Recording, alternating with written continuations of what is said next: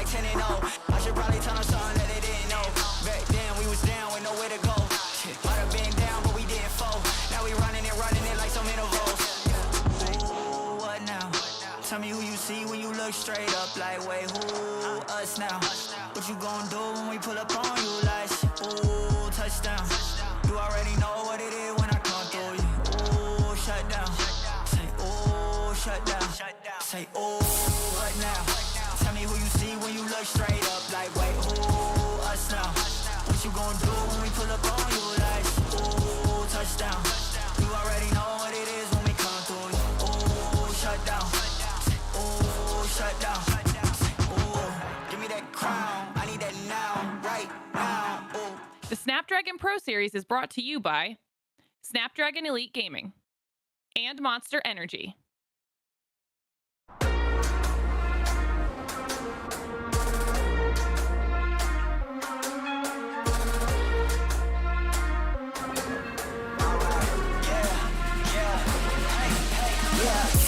Won't stop going till a player on top know it. Rooftop penthouse suite. If you really want it, gotta own it. Fight through it, we was at the lowest. Blood, sweat, tears, the components. Riding all year, now's the moment. We are not friends, we are opponents. Yeah, I'm coming for mine. Yeah, I'm making a play. The game on the line. Yeah, I've been on the grind. Yeah, I jump in the spot. I made it my time. Yeah, look in the sky. Yeah, the stars align. No shade to shine. Can't stop it already. Emotional work and devotion. We put in this time. Look. You won't stop.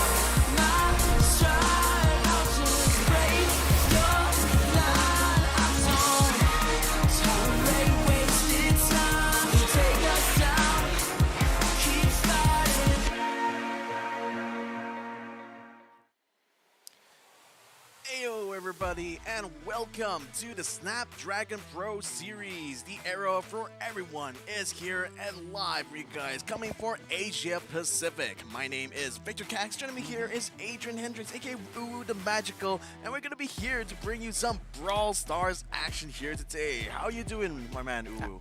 Doing fine, and most likely today is going to be very epic because it's going to be very tough because we do see two teams.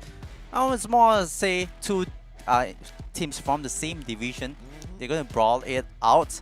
That there is two other teams that's going to fight for it, but we will have to see. But for me, I'm fine. Hopefully, all the players are fine as well. But how about you, Victor? Yeah, I'm good. I mean, we're going to be having a look at this Brawl Stars series here in the Snapdragon Pro Series. Let's have a look at the format for today's tournament here, because everything started off in the opens here, where we had two splits for all of the Brawl Stars team and hopefuls going to fight their way towards the next phase. So we did split one, which eventually went to the split one finals. We found the top four from there. Then we had a second split where we also went to the split two finals and found another top four there. So with a total of top 8, we now move on to the challenge series, where basically all these top 8 teams will play against each other in a round robin league format, and therefore will be eventually from that point on be split into 2 groups. So after the challenge had been completed, then we are now here coming to this challenge finals, where the top 4 from seasons 1 and 2, they're going to be split into the top 8 from season 1 and 2. They're going to be split into 2 groups, and then in each of these groups, the 4 of them will fight it off in a bracket to find their winner. Yep, definitely it is going to be exciting to see, especially when all of these teams, they will be heading into the Masters, where we do have North America, Asia Pacific, Europe and MENA in the whole Master. It's going to be really interesting, but it's the journey that they start up from the Open to the Challenge finals and make it all the way to the end, which is the Masters. This the whole journey.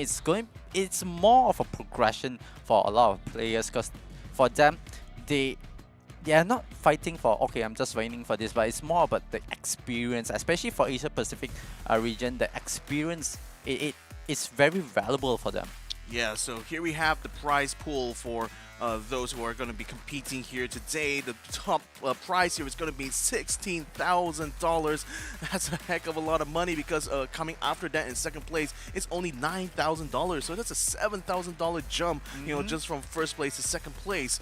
Proceeding from there, third place will be going home with $7,000, and $5,000 will go to the fourth place. So you can see everyone's going to be gunning for that number one spot right over there because they know they can get the bulk, the majority of the prize money just from being able to prove that they were the best of the best here in Brawl Stars. Definitely it is going to be very, very lucrative for the teams gunning for the first place, but the 5th, 6th place, they will be walking with 3,000, and 7th, 8th place, they're still going to walk away with 1,000 USD. But all of this, they are not only playing for the money because it's a guarantee. It's a guaranteed money that the next thing is they want to hit the top 4. They want to hit the best of the best. They want to be the best in the region and most likely the best in the world.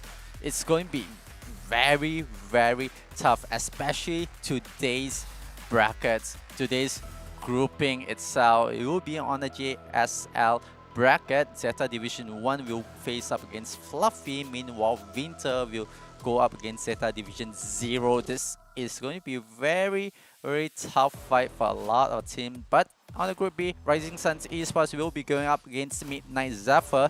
Blood Diamond will go up against Team Wood. And before the whole show starts, I think we were talking about some of the teams itself. Zeta Division 1, they did split into 2 groups, Zeta Division 1 and Zeta Division 0. Meanwhile, I think we were touching a bit on the Blood Diamond team and also Team Wood, if I'm not mistaken previously. It was helmed by CZK. It's still being led by CZK himself, but Blood Diamond, I think we were still speculating that they could be from Leo Moyaji. Yeah, we were trying to kind of like see where the histories of these teams lie, but it's also great to see that CZK is back in the scene here. Of course, he was part of the legendary Team Flash, part of the PSG Brawl Stars team that actually won the World Cup in 2020. So I'm glad to see that he's still coming in active here in the Snapdragon Pro Series. So I'm looking forward to that match. But those are the Group B matches, though. They'll be happening on Friday. This Monday, we're only going to be finishing basically the winners up to the winners here for the upper bracket, which means that at the end of all of this in Group A, we're basically looking for the top 2 to proceed to the next phase here. So there's definitely a lot to at stake here, especially for given the fact that the Zeta Division, both of their teams are inside the same group here. So what do you think the odds are for one of these two Zeta Division 1 or Zeta Division 0 to get actually knocked out in this stage of the competition? Yeah, this is actually very crucial and it's a lot more on how they're going to play it out. Knowing that Zeta Division 0 is much more stronger.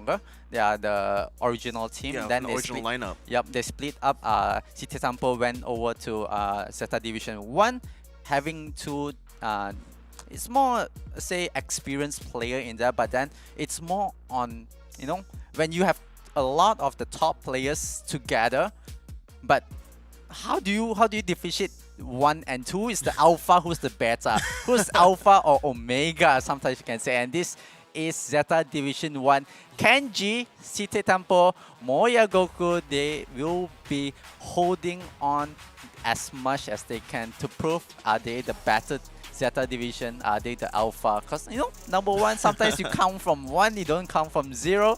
Can Zeta Division 1, City Temple, the IGL, can he bring the fame to the team?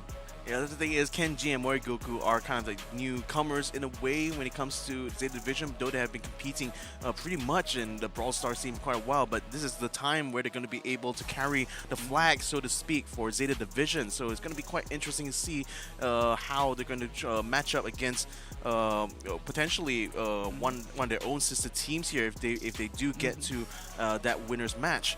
But nevertheless, though, I think for Zeta Division, I mean, to your point about, you know, whether 1 or 0 is ahead of the other, in fact, we are using Arabic numerals. 0 is definitely coming just before number 1 here. But nevertheless, though, their opponents here in this first matchup is going to be Team Fluffy, also hailing from Japan, comprising of Miria, Nizzy, and Dikaniki. These guys had been pretty good actually during the splits, being able to rack up enough points in order to get them through to the next phase, and then now they're going to be up for probably probably the challenge that they've been awaiting for, that opportunity to actually get some good prize money, and that opportunity starts from now. Yep, definitely it's going to be a bit hard for their first game itself, because they are going up against Zeta Division 1. But Miria does have some experience under his belt, and holding with his new teammates himself, definitely a lot on the line for them. But just thinking about today's matchup, if I'm not mistaken, all 4 teams is from Japan. Yeah. It's just battle of the country itself. It's like, who is the better team in hailing from the land of rising suns, Japan? Who is the better one? It's hard. It's so hard. Just putting the question Zeta Division 1 and 0, it's really tough. They're putting all 4 teams from the same country.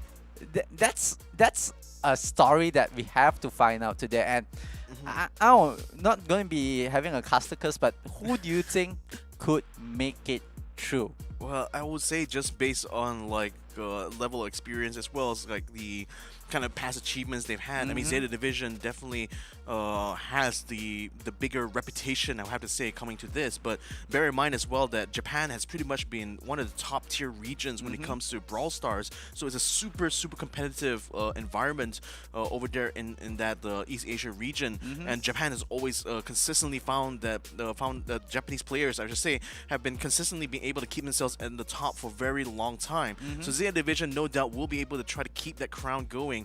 But given that the new challengers are starting to step up to the plate now in this challenge series, it's going to be interesting to see whether they can keep that going on. Yep, definitely. And this is Game 1, Match 1, Zeta Division 1 going up against Fluffy. We will be jumping into chill space, but just talking a bit on the team itself, especially the team mentality, the players' mentality coming from Japan.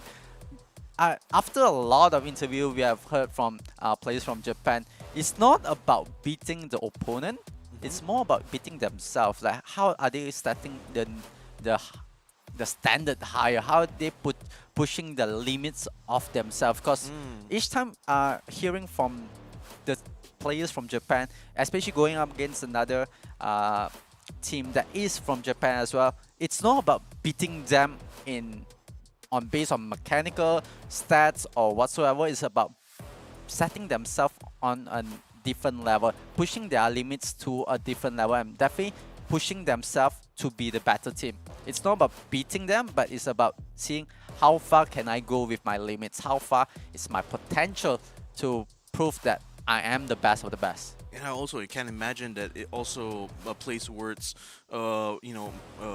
reaching the potential that they know they have in themselves. And I think that's a very healthy kind of mindset to have, especially when the competition is very stiff, right? You don't necessarily be the kind of player where you're just kind of like playing only to kind of like only against other people. You know, you're only kind of like trying to see what kind of weaknesses you can exploit. There's only a certain level you can kind of reach when you have that kind of mentality. Whereas if you're more focused on yourselves, if you're more focused about your own team, how you guys maximize the potential of each individual brawler, as well as the communication that you can provide with your teammates, how the information gets collected and acknowledged by the team.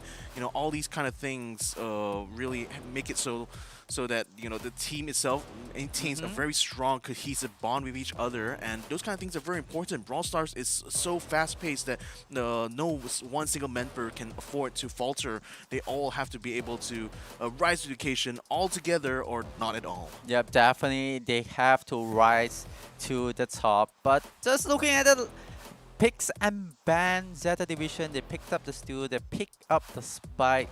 A bit of an orthodox coming from Zeta Division 1. Meanwhile, Fluffy, they do play a bit of meta here, but they still pick brawlers that got slightly nerfed. If I'm not mistaken, it's not a slight nerf, to be fair. Now, Byron has been quite the focal point in some of the previous tournaments we had here, and the thing is that for this recent balance change that Supercell has brought out, Byron had his reload speed nerf.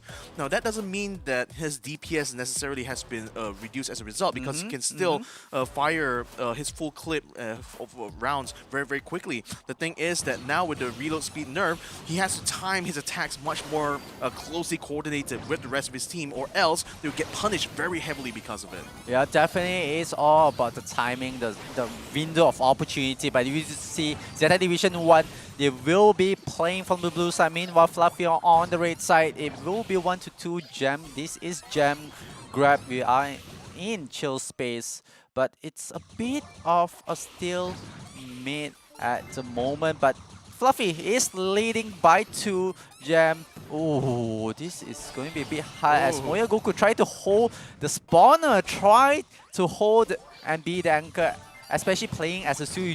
Whenever you play Stu, you want to be much more hyper aggressive, you want to be up in the face, but at the same time, the moment you see a Stu that plays a bit more slower pace, a bit much more coverage of the team itself. Oh, that's a little bit bad there. Unfortunately, they lost their gems there on the Zeta Division's one side. So Fluffy is going to be able to start the countdown now. Moya Goku and Zilkaos has been able to come out just in time now, but they need to be able to counteract this in order to try to regain the gems back. Zilkaos is getting very, very low, but still is able to get the kill through. You know, Kenji goes in front, does get a kill on the screen. They now need to be able to take the last member. Yes, they do! Just in time to stop the countdown. They only managed to pick up 9 gems so far, but this time around, Zeta Division has control over the red spawner. Now, the thing is, Fluffy will pick up the last gem in order to start the countdown once again. 12 seconds to go now. They have to be able to counteract this. And the thing is, Squeak is making it very hard for them. He's actually taken out Sikaos now, so there's no barley. They're also taking out the Stew as well. The countdown is going down. They're nowhere close there to counteract this. And the match is all over now for the first round. Yup, it's all over for Zeta Division 1, but that's still the first opening. Is just a warm-up. We do see a lot of teams, they don't come out hot, but Team Fluffy, they came out hot, they came out fighting, putting a statement that yes, you are Zeta Division 1, but you're not God, you're not the immortal, and God does bleed, and Zeta Division 1, they have to climb back, but oh no, Moya Goku went down. That's first blood for the side of Fluffy. I love the fact that, you know, Fluffy is really making good use of that Squeak there in order to try to get some good area control, and especially on this this map in particular, there's so many narrow corridors that Squeak's own attack can cover an entire bottleneck. So Moya Goku, in fact, once he gets hit by those kind of shots, he also gets slowed down as well. So that further compounds the kind of problems that Zeta Division are having. For the moment though, they are having control over the gem spawner, but look at how Squeak is just spamming that spot there, preventing Kenji and Moya Goku from moving in to collect gems without taking damage as a result. So now it's really going to be boiling down to whether or not Silkaos can successfully hold his right-hand flank, because right now the Sandy is coming up and it's making it very hard for him to be able to stay in place there. The Rico is able to get a kill finally onto the Sandy, so now there might be an opportunity for Silkaos to try to fight towards the middle here, but it's still quite competitive in collecting those gems. Fluffy moving forward there. Miri unfortunately loses his gems, but the Squeak is there to pick it up. Now Squeak's going to have to run for his life though, because Kenji tries to move in front here to try to get him out of place, while Moya Goku continues to collect more gems here, while Silkaos provides the support from a distance. Yeah, Moya Goku doing his best to hold on to the gem spawner, but Team Fluffy, we were talking about Miria, especially on the Byron itself, the reset, the nerf that he have, we can see it's quite obvious that whenever you have to reload, the whole team just falls back. It becomes much more of a defensive team, but Zeta Division, they recognize this window, they recognize the timing, and they are trying to capitalize as much as possible. But the gem is on 8 to 8. Zeta Division needs to, Fluffy needs to, but the gem spawner is on the hand of Fluffy. 2 more, and that's it. Countdown starts for the red side. Fluffy will have it. They have to stop this. They have to take one down. Can they hit it? So close. Yes. Oh, yeah. They reset the countdown timer, but they dropped their own gem. Genji's going to be able to pick up most of it now, but the countdown has still started for Fluffy, who have pulled back now. They want to try to drag this out for time, and they have been able to take out Silk House. The Rico is down. Moya Goku rejoins the fray here, but there's 5 seconds to go. He cannot get a clear shot right now, and in fact, he gets taken out by the Byron. The match is over. Fluffy takes 2 rounds here of this best of 3. They win match number 1. Yeah, what a start from Fluffy. They might be cute, but they came in fighting. That's 1 point for the side of Fluffy. Meanwhile, Zeta Division, they will try to mount a comeback. They will try to start up the engine and floor it. But Fluffy, even though the Byron have a nerf, they recognize that they just need to play the timing. They just need to, you know, it's like tap dancing. The rhythm that they play, it was really quite perfect. And Zeta Division 1, I'm not really sure. Maybe just the opening of it is a bit hard. They do have the Gen spawner in the early phase, but later on, the moment that Team Fluffy, they are able to set the timing, they are able to fall back and go for aggressive play. It sets that they're coming in waves. They're coming in a tempo that Zeta Division 1 try to address that, they recognize that's an issue, like how are they going to go up against them, how are they going to fight against them. But because of the timing of the Byron for the reload itself, it sets a bit different tempo where the moment that they fall back is all 3 brawlers falling back from Fluffy side, and then the moment that they know that, oh okay, we are ready and we are able to fight, let's go in and fight, and they are able to address the issue that the Team Fluffy have on the right flank, and we can see how they dominate and try to funnel into the center of the map.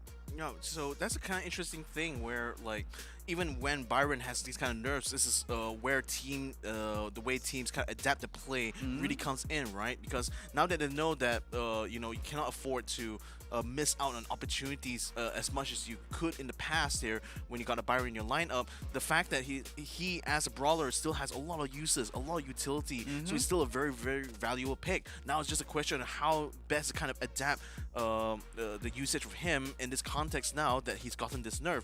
And it looks like this has really allowed teams to when they want to go in for attacks, they have to go all in already. It cannot be any half measures. And the fact that Fluffy was also very effective at using the squeak to do the area denial, much more so I would say compared to Rico, even though the narrow corridors and the walls did provide some good opportunities for Rico to set up good kills, but overall it was Squeak's kind of harassment that made it much more difficult for Zeta Division, especially in that first round, to actually collect gems and to keep up in pace with the rest of Team Fluffy. So that's again a really shocking result here, because now Zeta Division, they're going to be under pressure a lot, especially Zeta Division 1. They are technically the newer lineup in Zeta Division's own organization here, so there's a lot kind of riding on their performance here. They need to prove to their team managers that, you know, we're still worthy of carrying your flag now. So it's going to be now all focused onto map number 2 here for Zeta Division to try to take the win away here from Fluffy. Definitely, just talking about map number 2, I feel, could it be a momentum breaker? Because we went in gem grab, hot and intense, but the second mode and the second map, it's actually a Brawl Ball. So normally a lot of people, like for me, Brawl Ball is just a fun mode. It's just a mode that, you know, no matter how much intense the game is, it's Brawl Ball is a mode that is meant to be fun. Right, I know, but then here it's gonna be so competitive though. But what do you guys think though? Let us know your thoughts using the hashtag Snapdragon Pro Series. You can post this on your favorite social medias like Twitter, Facebook, or more, and you might even have the chance to be have your comments featured on stream here if you find it interesting or witty enough.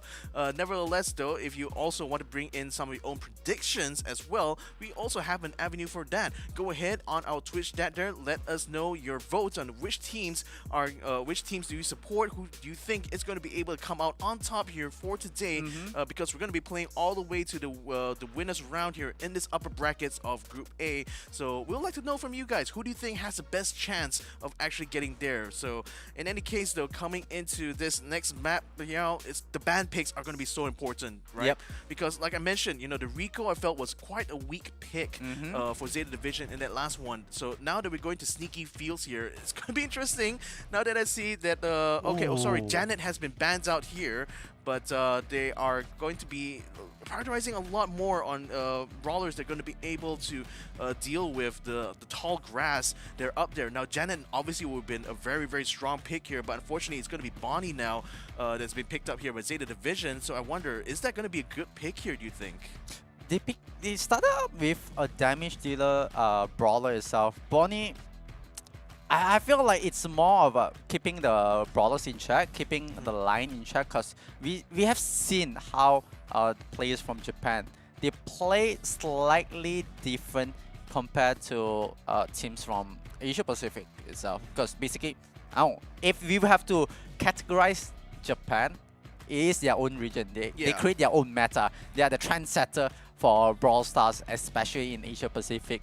But we do see how they play. The moment they get the ball, they know that it's not about, I would say it's not about the map control. I not really can't say it's map control. It's more about the moment whoever gets the ball, they want to keep the possession of the ball as long as possible. They try to create the space. They try to clear obstacles. They try to open up the map as much as they can. And the moment they know that they have the timing, they have the window, they have the tempo set, they are gunning for the goal itself. And especially in teams from Japan, they are so fast with being mechanical in the game itself that they are able to score goals back to back within 10 seconds. It's something that we might want to keep our eye on, especially for Zeta Division 1. They are one down. They need to grab as much as they can. They need to mount a comeback as soon as possible. So we have to see Zeta Division, what are they gonna pick up. But Team Fluffy, they're still going for the Byron. They recognize, yes, Brawl Style, they nerf Byron, sure, we're still gonna run it. We're still gonna go for it. If it's broken, or just don't fix it. Just let us play it. Yeah, just keep going with what you're comfortable with. But I'm quite interested in like Zeta Division's kind of lineup though, because they're going for a very solid pick here in the M's, because her ability to do area denial in Brawl Ball matches, and her slow especially, can be very crucial in keeping other brawlers away from the goalpost there. So definitely a very solid pick from that end. Bonnie though, because she is going to be playing more of a role where she's going to be the long-range damage dealer and potentially be put in a striker's position, but the fact that she can switch up her form using the bomber jacket in order to go into cannon form, that's going to give her a boost in her total HP, so it might allow her to be able to brute force certain areas. So they kind of have both bases kind of covered. Whereas for Fluffy though, they're going for a much more conventional type of lineup here. So I wonder if they're going to be able to just make use of the fact that they're going to be very comfortable with the Byron. Ooh. I say that though, Moriogoku gets the kill onto him. Silkaos goes in front as the M's takes out the Barley. Now Kenji just for it, gets the ball, shoots in, but it gets blocked by Miria. Miria just tries to get it and kicks it off just in time. Then Moriogoku tries to fight back, but now Kenji gets it. He scores the first goal here for Zeta Division 1. Yeah, Zeta Division 1. Determination to make sure the ball goes into the goal.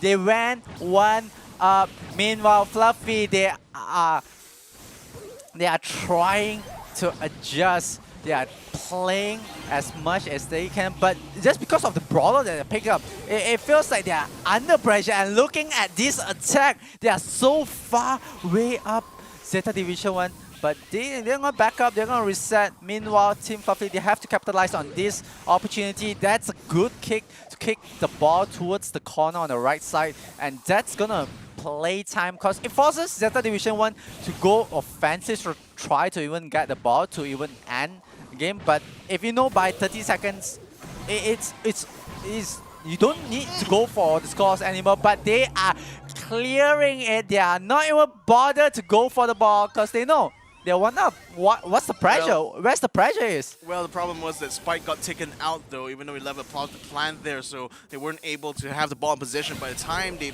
Fluffy is going to get out of spawn, so wisely they're just going to try to hold position here and try to wait for another opportunity. The problem is the Barley now is moving the ball very far forward, while Siditampo and the Ems is trying to keep him contained there. It looks like he won't be able to make any progress on there so far, so they need to try to deal with the other two members. The problem is Barley can continue to harass from his position here, where Goku's going to go forward. He is going to be able to get a kill on the Barley, and Miria gets caught within the spike trap area. Kenji shoots the goal, which is completely left wide open here. And now Zeta Division 1, they take the first round here against Fluffy in Brawl Ball. Yeah, that is quite a fast first goal, and the second one was a bit much more slower. You can see how brawlers from the side of Fluffy, they got cornered into a corner. Basically, they got cornered in, and they have to bounce back. They do have a chance, but looking at the aggression, look at Zeta Division 1 clearing the field. Wow. Fluffy, there's no brawler alive.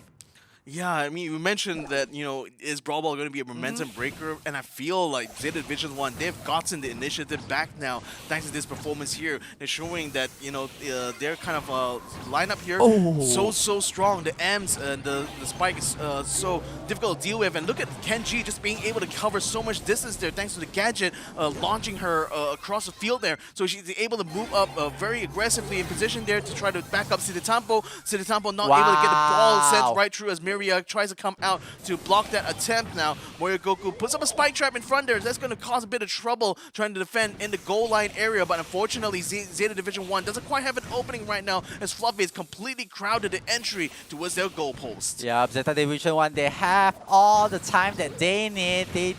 They do not need to worry at all, and especially looking at the position that they are playing, and the ball itself is on the left flank itself. Moya Goku takes one down. Miria will be able to take down Siditampo, but this is going to be a bit hard for Fluffy. They are trying to gather as much time that they can to go for the offense, but Zeta Division 1, they are so aggressive, jumping in. Kenji almost get punished, still alive, but nice. no, Miria will be taken down. Moya We will Goku's be a open. trade. Moya Goku, what a goal from far. Wow, I mean, again, you know, it's the cannon from Bonnie that just made all the difference here, because she can practically pass the ball to herself by setting up the shot and then launching her super, which literally launches her all across the map there. Can be over walls, can be across long distances,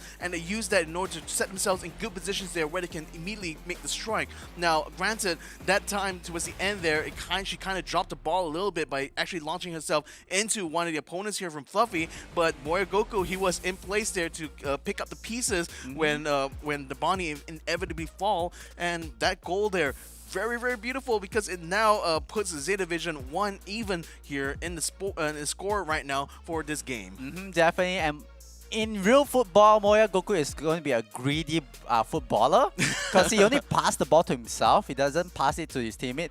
But in Brawl Ball, the way how he utilized the way he plays, going up in front, he passes it in perfection to go for the goal, and that opens up that next time will they ban that kind of brawler, those kind of brawlers that can, you know, reposition themselves in up front. It sets a different way where you're gonna look at what are you gonna pick, what are you gonna ban for brawlers. And Zeta Division 1, they do set, you know, problems in front of Fluffy. Now, Brawl Ball, this is what we have done. We can move on to the next. This is the momentum that Zeta Division 1 wants to prove to everyone, especially to themselves, that they are the better one, and they definitely want to move on. And I do believe, like, you know, the Zeta Division 1 and 0, they do have some a bit, I won't call it bad blood, but it's more about, you know, good rivalry between themselves, like to set who is the better team. But Zeta Division 1, they have to complete this. They have to make sure that they are able to make it through against Fluffy. Yeah, so I mean, that's the thing, like only that rivalry will be able to extend if both of them get into that winners the winners of upper bracket final. But if if even one of those teams kind of lose out, there goes that rivalry. You know, then there's already very clearly one team that's a little bit stronger than the other. So that's why things are a lot more at stake here. I would feel for Zeta Division 1 here compared to Fluffy, because even though Fluffy is also hopeful of being gained into the wins bracket, but Zeta Division I feel has a lot more to lose there if they don't get into that next round. So ladies and gentlemen, we're going to be moving on to Kaboom Canyon. This time it's going to be a heist mode here in Brawl Stars. So that means Byron is still going to be a very, very popular pick here. And they didn't ban it out so outright because they had to focus more on bans on the Eve as well as the Bonnie now, because they do know that any kind of brawlers that are going to be able to cover large distances are automatically a threat when it comes to heists, because that means that there's literally not going to be anything that stops them in that place. Now, granted though, they're still going to be able to get the Colette into play here and a Piper as well on the side of Zeta Division, so I think they got those kind of bases covered, don't you think? Yeah, definitely Zeta Division 1 with the brawlers in hand. It's something that, you know, they are not worried about. But here's a question that after 3 modes, 3 maps in, we started with Jam Grab, we went to Brawl Ball, we just ended Brawl Ball. We saw Byron being, you know, the first one, okay, it might be a surprise. Maybe they are trying to go for something else. But in Brawl Ball, they bought the Byron back. It was not as effective as Jam Grab, but they are picking Byron again. Are they really like gonna go with it? Like sometimes, you know, teams like, alright, we might not be the better team, we might not be the stronger team, but you know, we're gonna pick our comfort brawlers, we're gonna pick the brawlers that we know that we are able to master, that we are able to set the tempo. And Zeta Division 1, they don't need to address that because they know they are better. They just need to play the brawlers. It's no longer player matchup, it's going to be a brawler matchup. It feels like Zeta Division 1, they recognize that and they just go for the meta that they go for the brawler matchup. But this is the thing though, because I feel that Byron, you know, given his kind of utility on a lot of different maps here, it isn't necessarily going to be a comfort pick for most of these guys actually, because in my mind, like the Byron is considered like the safe kind of pick, you know, the kind of pick where it's something that's very commonly played. A lot of the strategies have already been well thought out for the usage of Byrons, so that's why he ends up becoming a very popular pick in the meta currently. So even though those kind of nerfs are meant to kind of address sort of like the tendency of a lot of players, but I still feel that he can still bring his impact, especially in games like Heist. You still need to have a sharpshooter in your lineup somewhere in order to be able to deal extra damage, and the fact that he's also able to provide healing here, especially when you know that having the max in the lineup means he's going to be very aggressive. Kenji! He is going to get a kill to Kenji now. Can they follow this up with more onto Goku though? But no, Goku gets the jump onto Miria. Now they can try to focus on breaking the line here in order to try to get up closer to safe now.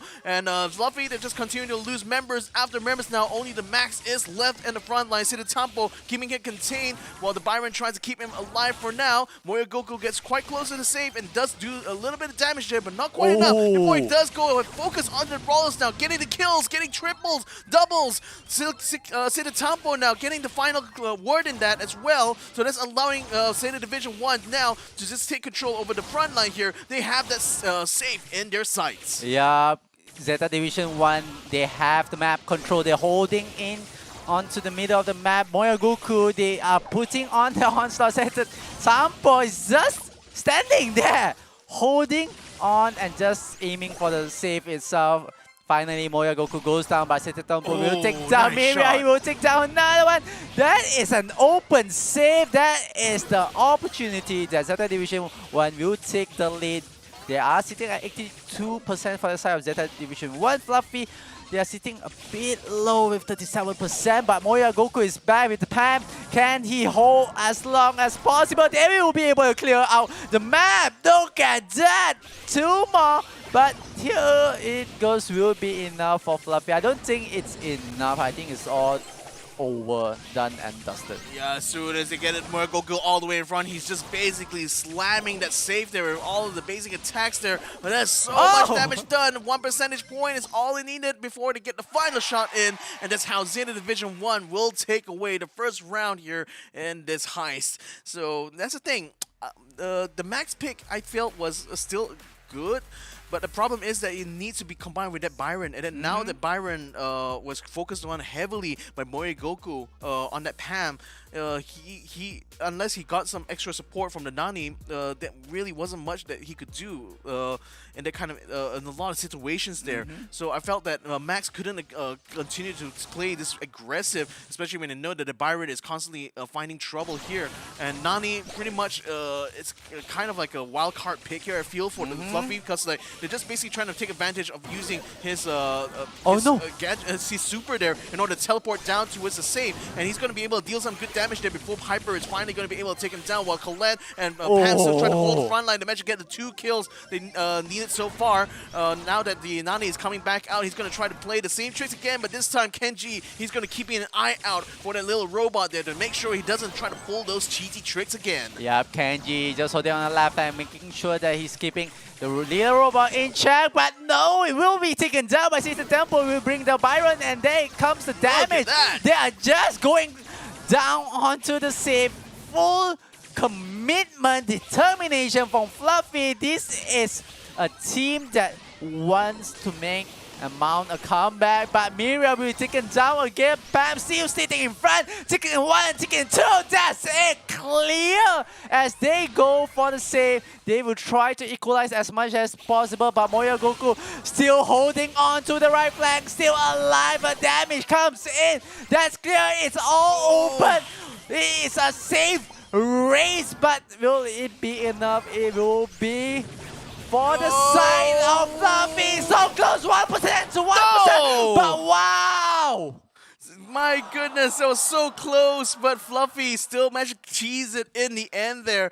And, you know, granted though, given that they had a really cheesy strategy here to use the Nani as well as, mainly it wasn't Nani that was going to be able to set up those kind of situations, right? But really, I kind of felt that them only being able to bring the save down to 30% was a bit of a missed opportunity, because they could have gotten a lot more if they were able to avoid most of the damage coming out from Zeta Division 1's defenders. But this time around, Zeta Division 1, they take control of the center of the map very early on, so they're already starting to put some damage onto the save. They're keeping their aim onto the Nani there. They don't want to continue. They have to keep an eye out on that homing missile. I can see Kenji just basically pops it there, just sacrificing a bit of his health points to prevent the Nani from being able to teleport towards the save. So that's a really good move, a very risky sacrifice there, I have to say, for that Colette. But then again, Zeta Division 1 still maintains control over the center of the map, so it's a very dangerous position here, because Fluffy doesn't quite have an opening quite yet until they push back to Pam. Now Kenji's going to be in their sights, but Pam quickly come back in.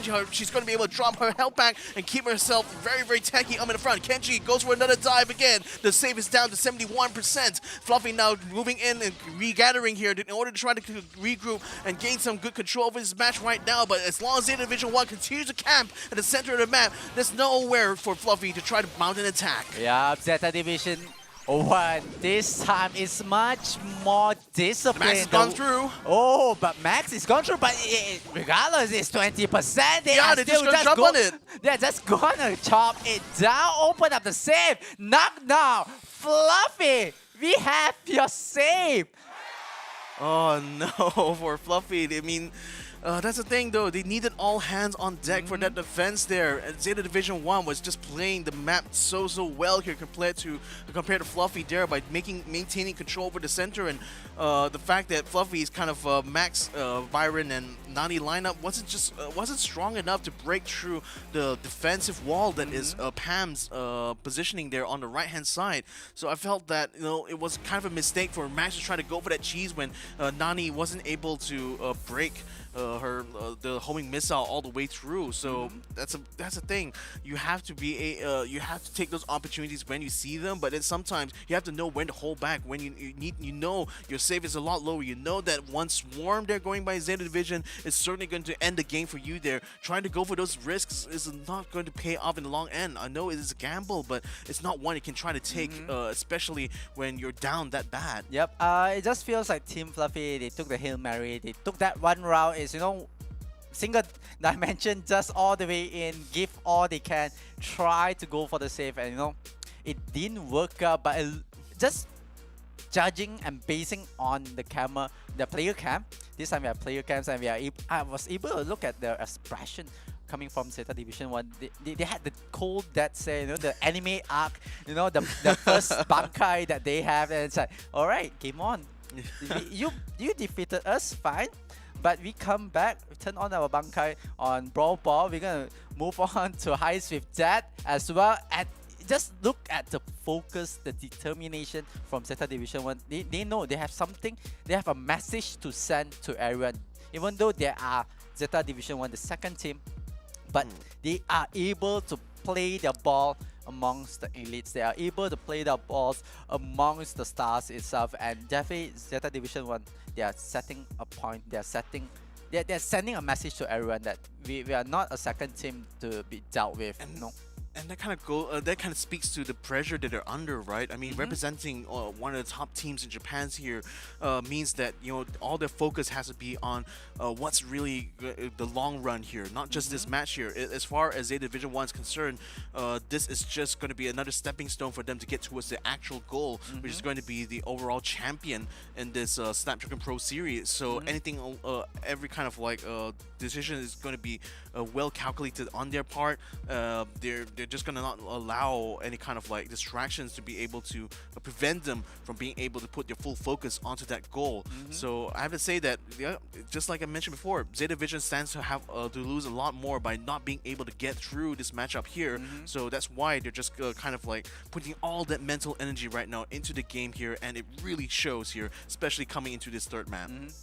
Just thinking from the side of Team Fluffy, you're going up against a team that is well experienced with a lot of mechanical skills on hand. Like, do you go like hammer to the anvil, hit to hit, super intense, put all the strategy in, or you go the unorthodox way, you try to tilt your enemy, try to tilt your opponent, try do something funky, like throw them off guard. We have seen like the first mode itself on Jam Grab, like Fluffy, they have the capabilities, they have the opportunity to try to tilt Zeta Division, and especially in Heist in the second round itself. We have seen like how Zeta Division 1, they dropped the ball, they dropped their attention, especially on the Nani. We were talking about the Nani where he is able to run all the way towards the safe and try to do as much damage as he can, and manage to like tie things off. What is there for Team Fluffy right now? What can they do if they can't beat them hit to hit? Well, this thing, I mean, to your point, you can try to go for the cheesy kind of strategies, which they tried with Kaboom Canyon. Didn't quite work out for them. But to me, to kind of answer your question a little bit, I feel that teams that tries to go all in your kind of parlance, to just kind of like go pretty hard from the get-go there.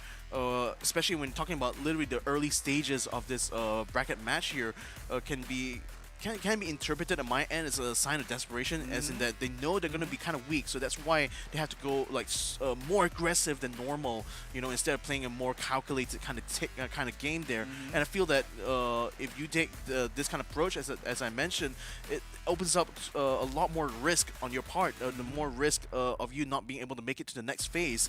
So I feel that taking the cheesy strats, especially when it's still kind of like room for error here, is a really salient way to go.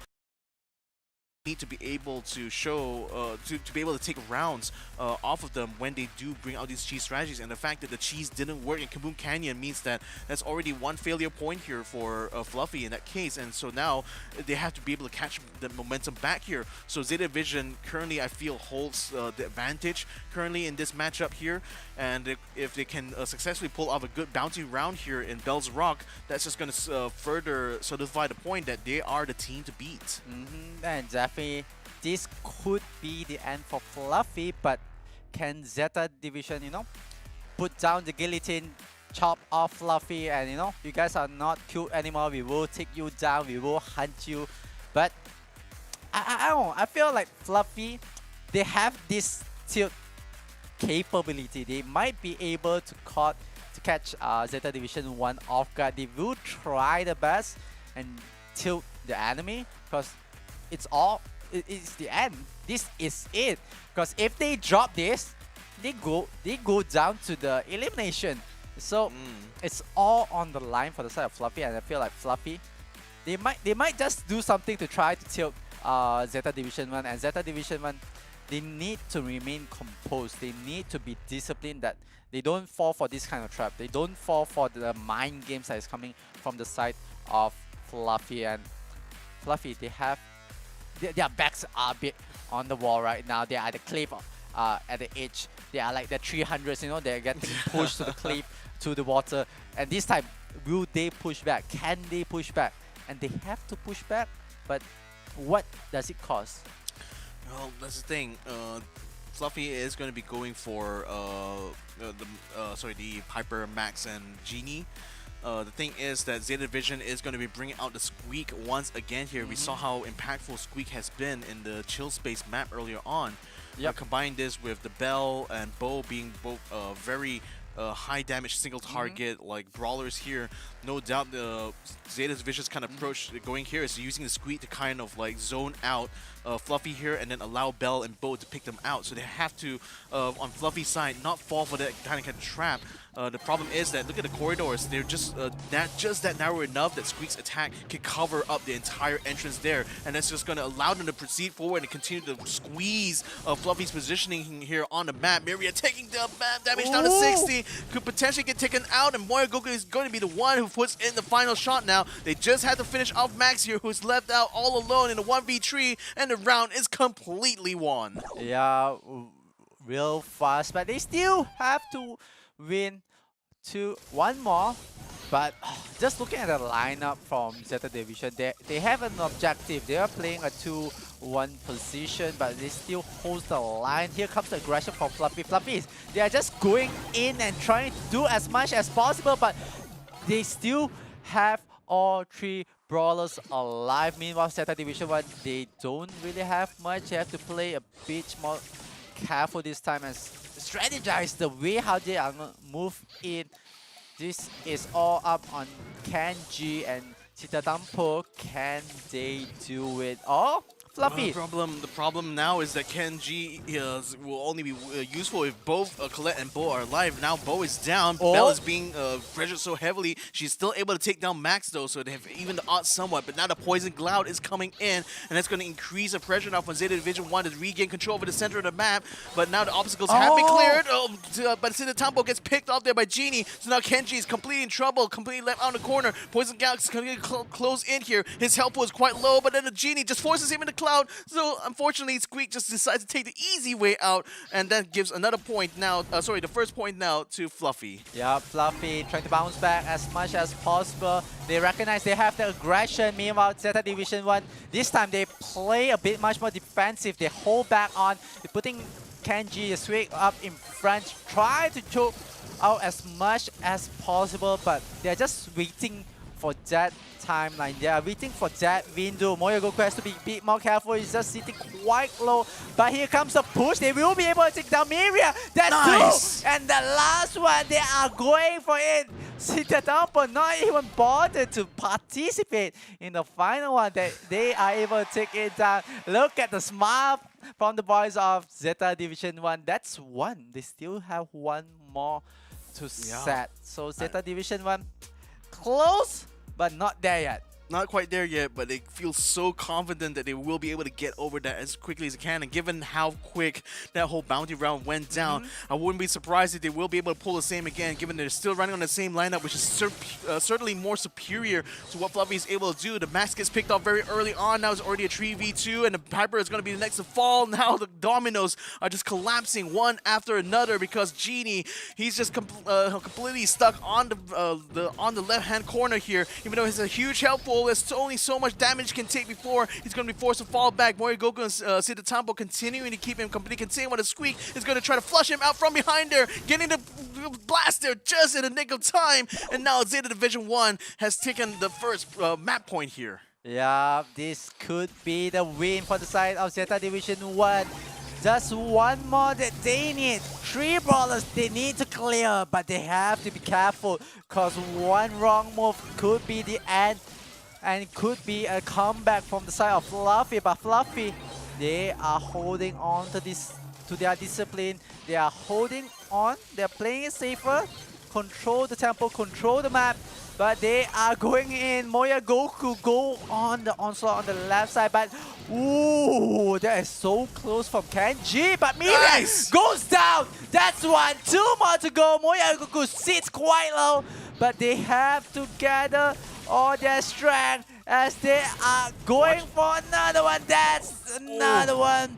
Sayata Tempo will be brought down. Moya Goku will be able to regen, but it is a 2v1, a handicap match. They can force him, but look at Moya Goku. It's just chill. Alright, we let the Squid go up against you. But Oh, this again is the Squeak's final kill there. We'll be able to confirm this for Zeta Division 1. That is it. That is the win they were looking for here. And now they will have enough here to go on to the winners matchup here. So well done to Zeta Division 1. That was certainly showing the kind of strengths they have as a group there. I mean, first and foremost, the usage of Squeak is just chef's kiss right there. Zeta Division 1 shows that they know the ins and outs of using him in order to do those area denials, and Fluffy just unable to break that kind of tempo that the Squeak was able to do. So well done here to Zeta Division 1 completing this after 4 matches. Even though Fluffy only managed to get 1 off of them, it still wasn't enough. They weren't able to get the momentum break they were looking for in the 3rd map, and therefore now they're going to have to fight it out for the eliminations later on. Yep, definitely agree with you that the Squid is the cherry on top of the milkshake itself. And Zeta Division 1, they definitely deserve a milkshake because, you know, after a hard match, they have to, you know, calm down and chill out because they still have another series. They have to wait for the next series. Who's the winner? Are they going to anticipate their own, you know, team from Zeta Division 0 who will be the better team? We have to find out. But they know they have one obstacle down. They have to wait. They do have to break time for them, you know, to breathe, to collect themselves. Because the moment that we have the next winner, it's going to be something that it's going to bother on their mind. Yeah, ladies and gentlemen, let's give a quick shout out to our sponsors for this event. The Snapdragon Pro Series is brought to you by Snapdragon Elite Gaming, when winning matters. So we also have to give a shout out as well to our secondary sponsor. That is going to be the little green thing that's been on the side of our little virtual set here, which is Monster Energy. You can go ahead and check out more information about them at www.monsterenergy.com, because that's where you can go ahead and unleash the beast here. So with that already done for our before we go into that though, we also had to remind you guys that the Discord for the Snapdragon Pro Series is open to the public here, so you can go ahead and bring in your conversations over there. Head over to discord.gg/Snapdragon Pro Series so you can join in on the talks all about the Snapdragon Pro Series here, because besides Brawl Stars, we also cover many different mobile titles there, so you can also potentially get to grips with some of the competitors in all these other various mobile titles here that are under the Snapdragon Pro Series umbrella. So nevertheless though, we're going to be going into our next matchup here, so that means we're going to have to take a short break here before we come into the next match, which is going to be between Zeta Division 0 versus Team Winter. So my name is Victor Cax, joining me here is Uwe the Magical. We'll be right back after these messages. The Snapdragon Pro Series is brought to you by Snapdragon Elite Gaming and Monster Energy.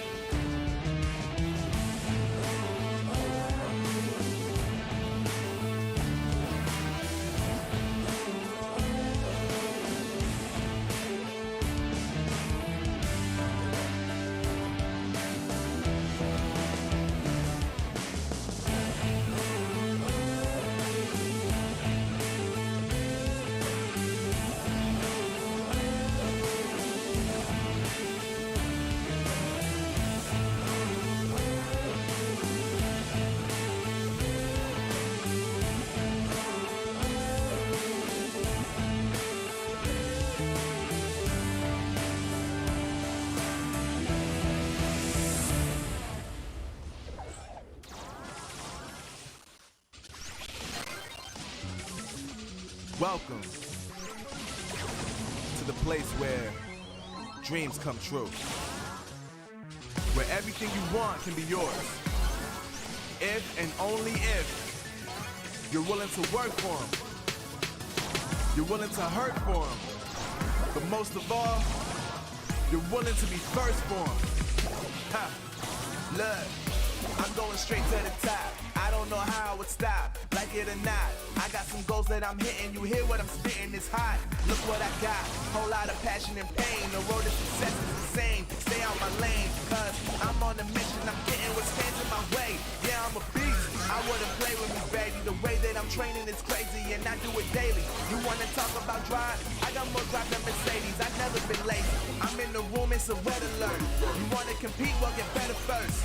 I got 10 toes in the dirt, push through the hurt just to show them my worth. I'm the best. Yeah, I'm the best. I never stress. I know what's next. I'm who they test, like we playing chess. But I'm unimpressed, so now let me flex. Ha. Yeah, I'ma work through the struggle and hurt, cause I know my worth, and I gotta be first. Ha. Yeah, I gotta be first. Look, I don't want anyone's sympathy. I understand what it's meant for me. I give my focus and energy. If it's meant to be, then it's meant to be. But mentally, I'm undefeated. They hear that and say I'm conceited. Like there's no reason. Like I don't beat them and come back again just to teach them that when you work under pressure, you reach higher measures. They'll try and bring you down, but you cannot let them, and only get better and focus on cheddar. Eye on the prize and you'll become a legend. Like when I'm in the room, it's a red alert. You wanna compete? Well, get better first. I got 10 toes in the dirt, push through the hurt just to show them my worth. I'm the best. Yeah, I'm the best. I never stress. I know what's next. I'm who they test, like we playing chess. But I'm unimpressed, so now let me flex. Ha. Yeah, I'ma work through the struggle and hurt, cause I know my worth, and I gotta be first. Ha. Yeah, I gotta be first. They don't know what's gotten into me, how'd I turn pain into energy. Through all the struggle and hurt, remember my worth, and that's why I gotta be first.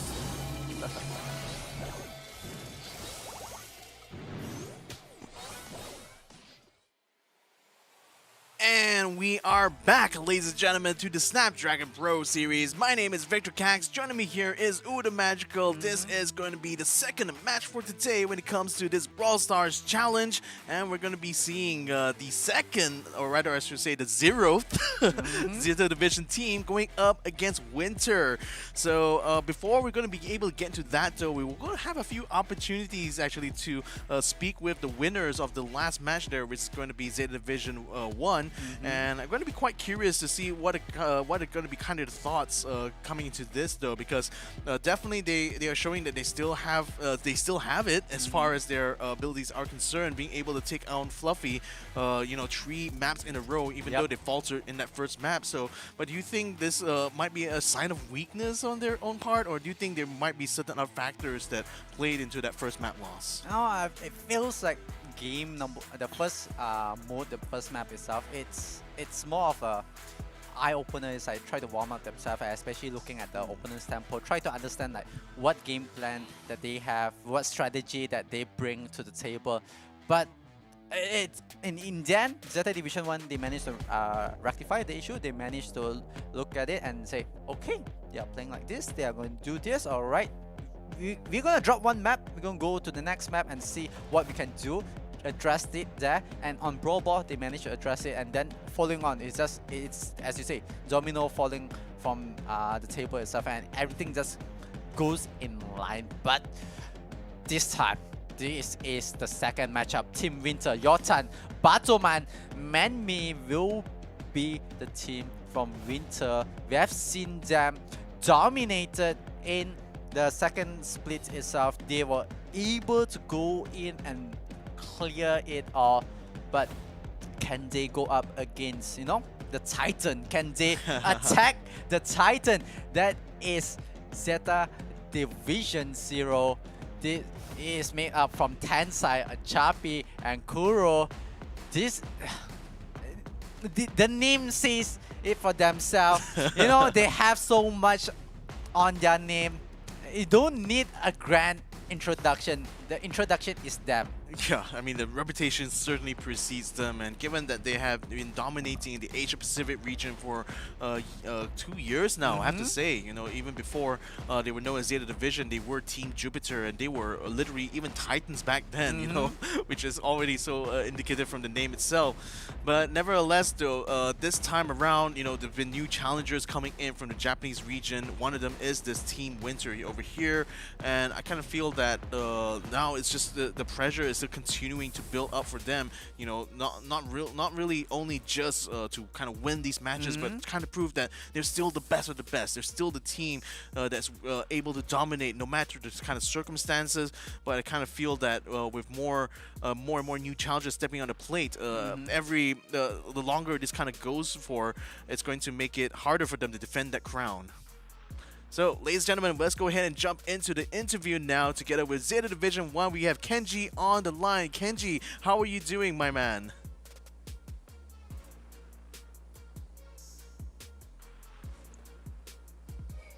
Oh. Okay, so I guess we're going to try to rephrase that a little bit. So, Kenji coming in here from Zeta Division 1. I think we're going to try to ask first question to you right now is what kind of happened for map number 1 there? Did something kind of falter for you guys, or did kind of things did you guys have a little bit of issues in that first map that you were able to address in the second map? Kind of talk us through what was happening there that allowed you guys to regain the momentum going on from map number 2 onwards.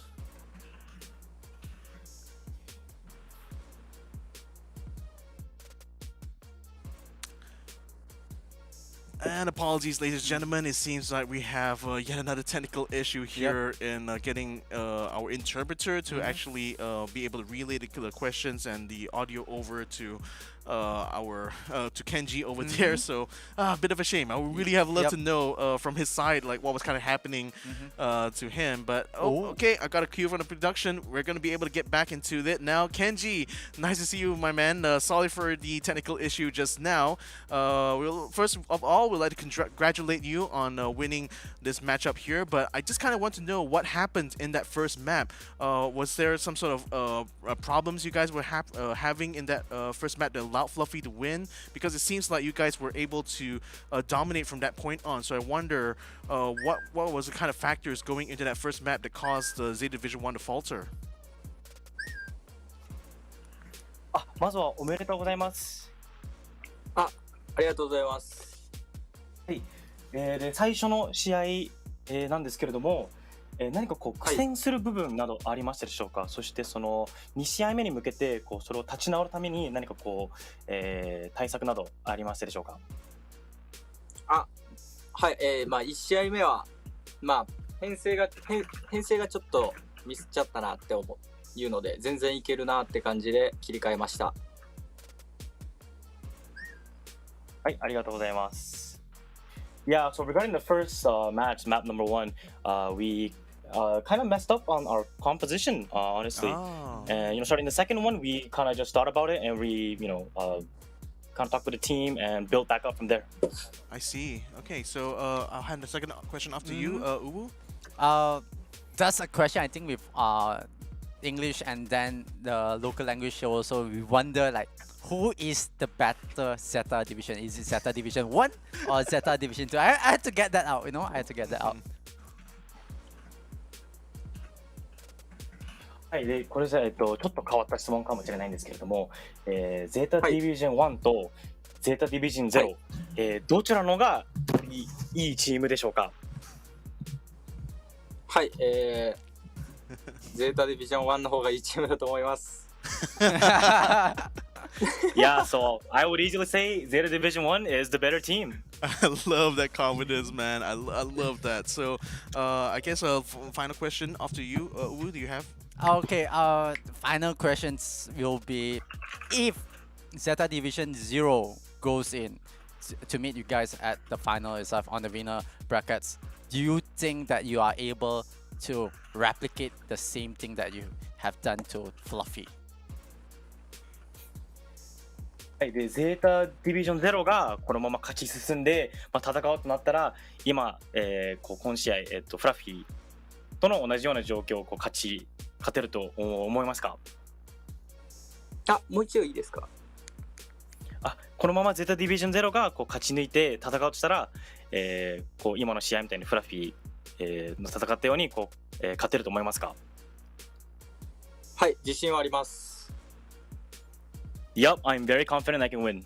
All right. I love that, man. So thank you so much, Kenji, for joining us in this interview right now. So we congratulate you and wish you all the best in your matches going forward here. So goodbye there, Kenji. Arigato, and we'll see you in the next one.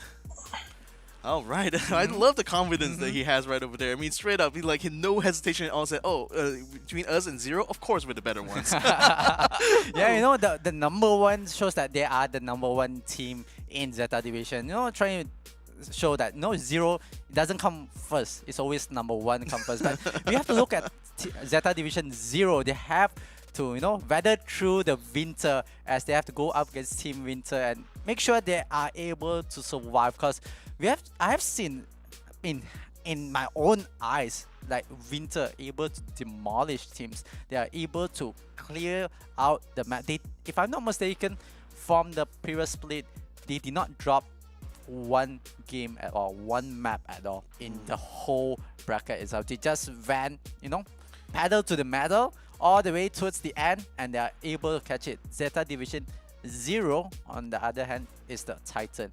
Can Winter able to do that to Zeta Division 0? And if Winter does that, it sets a very, very huge message to a lot of teams that the new kids in the block, you know, they bring something. You know, we came here to ball, we came here to fight, and we are here fighting and swinging as much as we can. Yeah, that's the thing, because like I said, there's a huge amount of reputation that Zeta Division already carried coming into this tournament here. So really a lot of expectations, not just from our end, but even from supporters of Zeta Division. It's certainly going to be for them to just dominate in this competition. But you know, it's the thing that I know to be true in esports is that sometimes these kind of dominating performance are few and far in between. That's why it was a kind of shocker for a lot of us here to see the Zeta Division basically dominate through and through without even dropping a single game all throughout the entirety of the league. So now they're coming into this new one. Now there's new teams stepping on the block here. I think it's just going to be even more difficult now to replicate that kind of performance. So I wouldn't necessarily hold it against Zeta Division 0 here if they do drop games, because I kind of feel that that's what was going to be inevitable at some point, right? You don't have a 100% kind of win rate. You know, you probably over especially a long amount of time with plenty of data points there, you definitely have a few outlier matches here.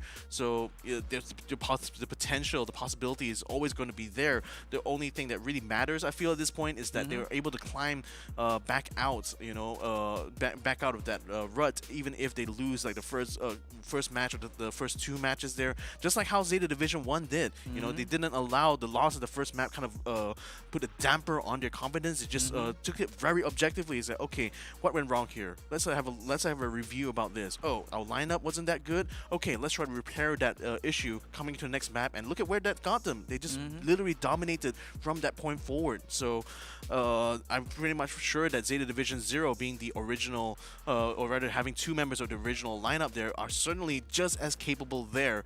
So the thing is, coming against Winter right now, I think Winter has a lot more to prove here compared to Zeta Division 1.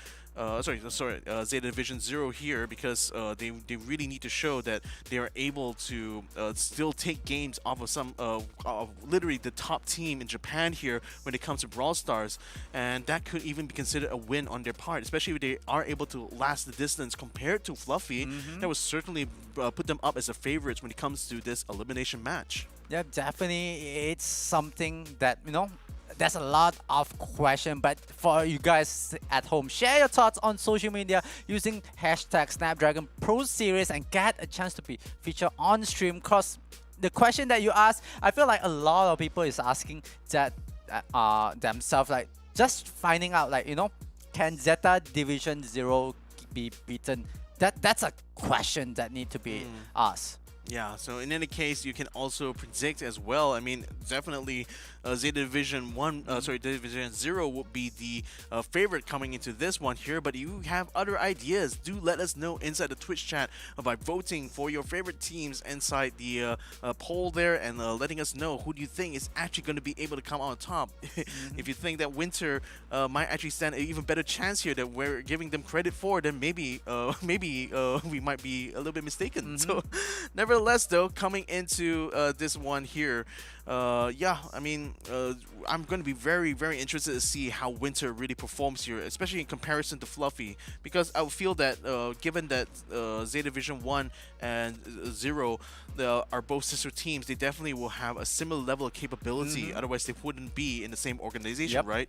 And what tends to happen, especially in organizations that field multiple teams, is that there's a lot of sharing of information between the two. You know, even though there's, of course, an implicit rivalry between the two whenever they're competing in the same tournament, but ultimately, when one team is standing a better chance of going further in the finals, it's usually up to the other team to kind of be a wingman to them, to be able to deny the opportunity for other teams there to be able to stop that kind of progress. So that's why this group is going to be so important here, because let's just say if one of these two Zeta Division teams ends up getting taken out early on, that means the other Zeta Division team will be left completely alone to face off the other competitors, the other top three. They're going to be going on in the next phase of this competition, and that could increase the amount of risk that they wouldn't be able to make it to the finals. So sometimes in this kind of situation here, as kind of like bad it might be, the ideal situation for Zeta Division is to have both teams to get into the winners final here, so that even if one of them gets knocked off, the other still has another chance to get back into the top, the final four now in this competition, and hopefully be able to increase the chances of Zeta Division of actually getting that crown. Just basing on all of this, like, I have a question for you. Yeah. Prediction. Who do you think between Zeta Division 0 and Winter, Team Winter, who will make it through? So here's the thing, like Winter definitely had already paid their dues, I would have to say, in a way, by showing their performances during the splits, because naturally Zeta will already be quite dominant, and they really literally dominated the first split. But then from the second split onward, it seems like Winter was the one who has been catching most of the best performances during that latter half. So in a sense, you can kind of consider them kind of like the best of the rest. But I feel that being a little bit new does give them that little bit of an X factor in a way. There's a bit of an unknown as far as some of the other more established teams go when it comes to Winter itself. So, the thing is that if I were in Zeta Division Zero's kind of shoes, I definitely would not underestimate them. Given that they've been able to dominate the second split, shows that they're still a very capable team. So anything can still kind of happen on their part. Zeta Division Zero still cannot afford to think of this as just going to be a walkover. They still have to literally play their best here as we go into the selection of the brawlers here for match number 2. Yeah, this is match number 2. The same set of modes, the same set of maps, but this time it's Zeta Division 0 and Winter, and we are in the banning phase. Just prediction. How are you gonna rate this team? How are you gonna rate the score, like this matchup itself?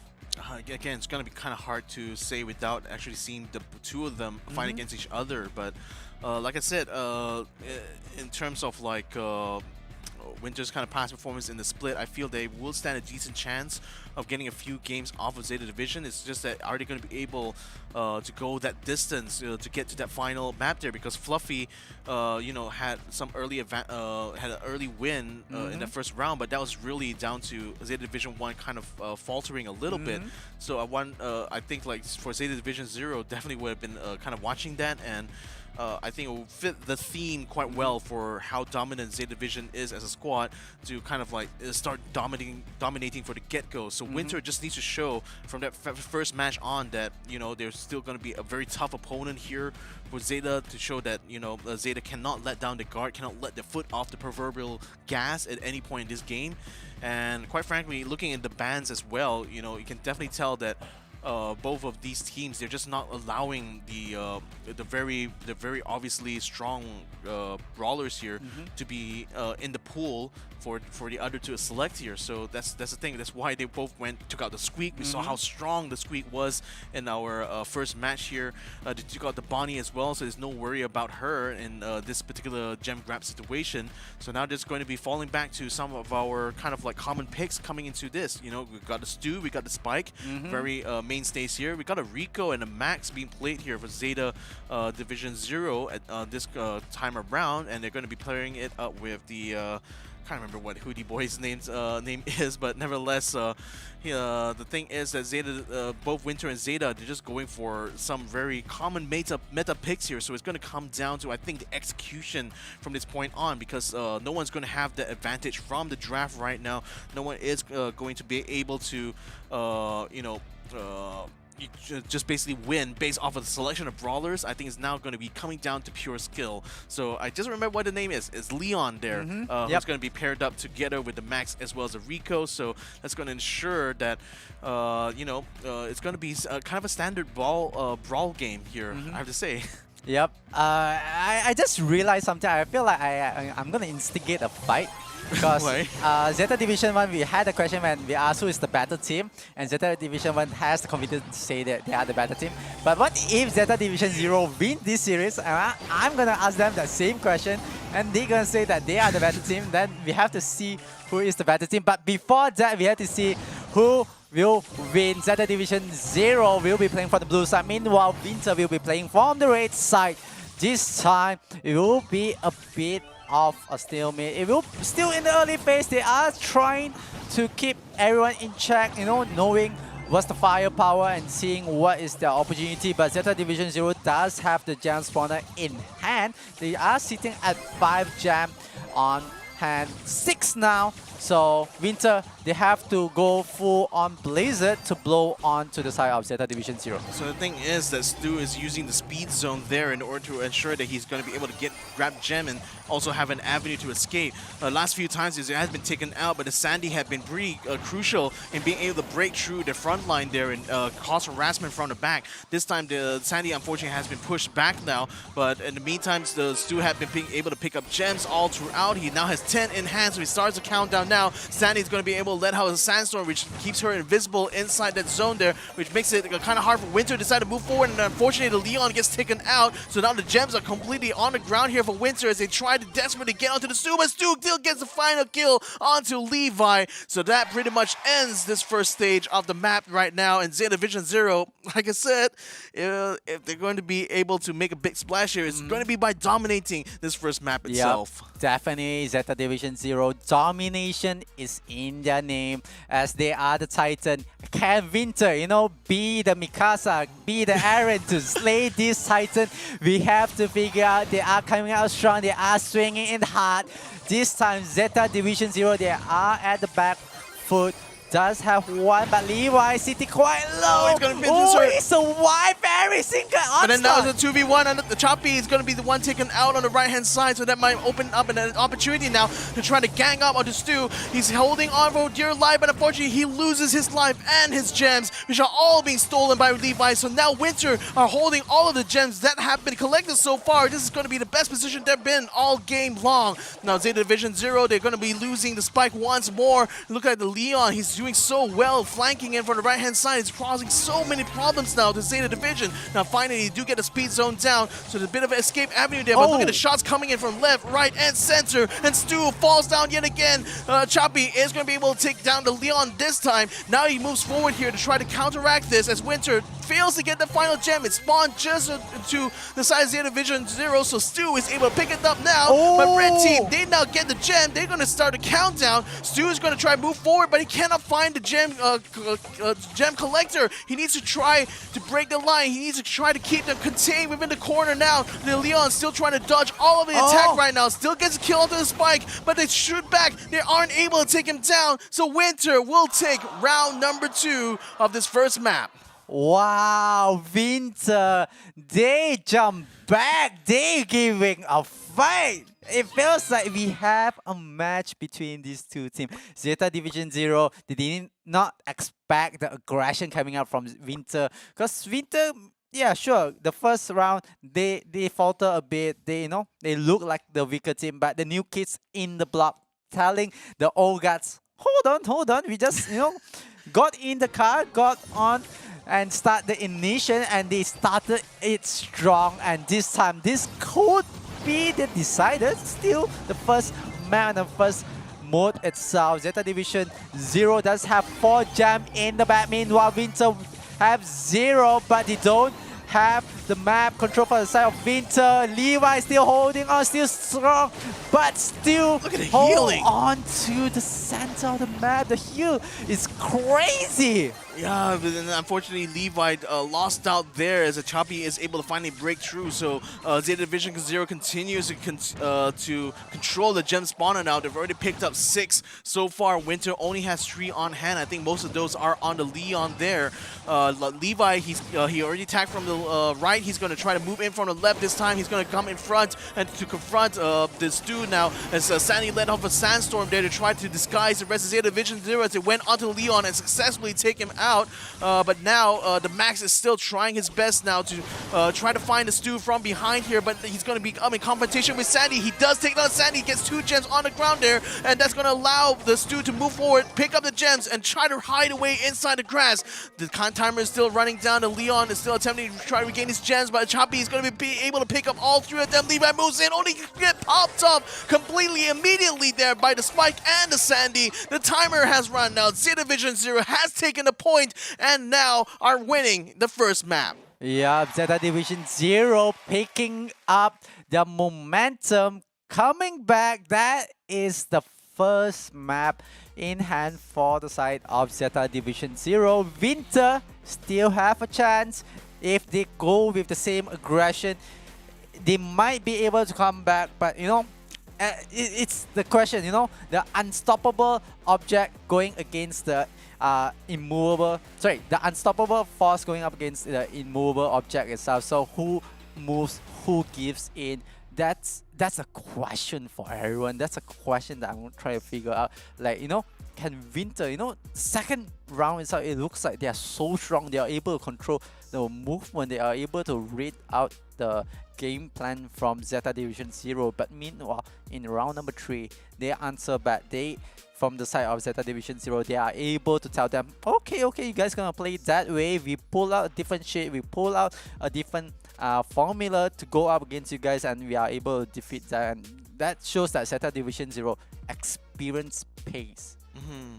Yeah, and again, the recovery there, even though Winter had a resurgence in the second round of that map there, it still shows that Zeta Division still is able to win out, in this first round itself. But I think Winter, for their part, have already done an important thing here. It was just to kind of show Zeta Division that they're not going to be kind of walkovers here. They're still going to be able to fight tooth and nail, and they can still win rounds here. It's just a matter of them being able to find some good execution on those kind of lineups that they have. Because I have to say, like, draft-wise, things were kind of even between the two. So it still had to boil down to how they make use of it. And Winter did very well in being able to find ways to kind of break into the back line in order to provide harassment, and that goes to show that they still are able to make moves on the map there in order to try to catch out Zeta Division Zero. So Zero now knows that this is a team that we have to constantly bring up a situational awareness about, because they cannot afford to allow like the Rico to just break into the back line, and it caused so much problems for them while they're trying to defend the gem spawner at first. But then now that we're going into the Brawl Ball round here, I think that draft is going to be ever more important this time around, because they don't want to have another situation like we saw with Fluffy, where quick back-to-back rounds there just completely broke their momentum absolutely, and made it so hard for them to be able to recover from preceding rounds. So I really hope that the next map is going to be a lot a close Brawl Ball match here between Winter and Zero, because that will definitely give a lot more hope now for Winter to be able to take this to a 5th game decider.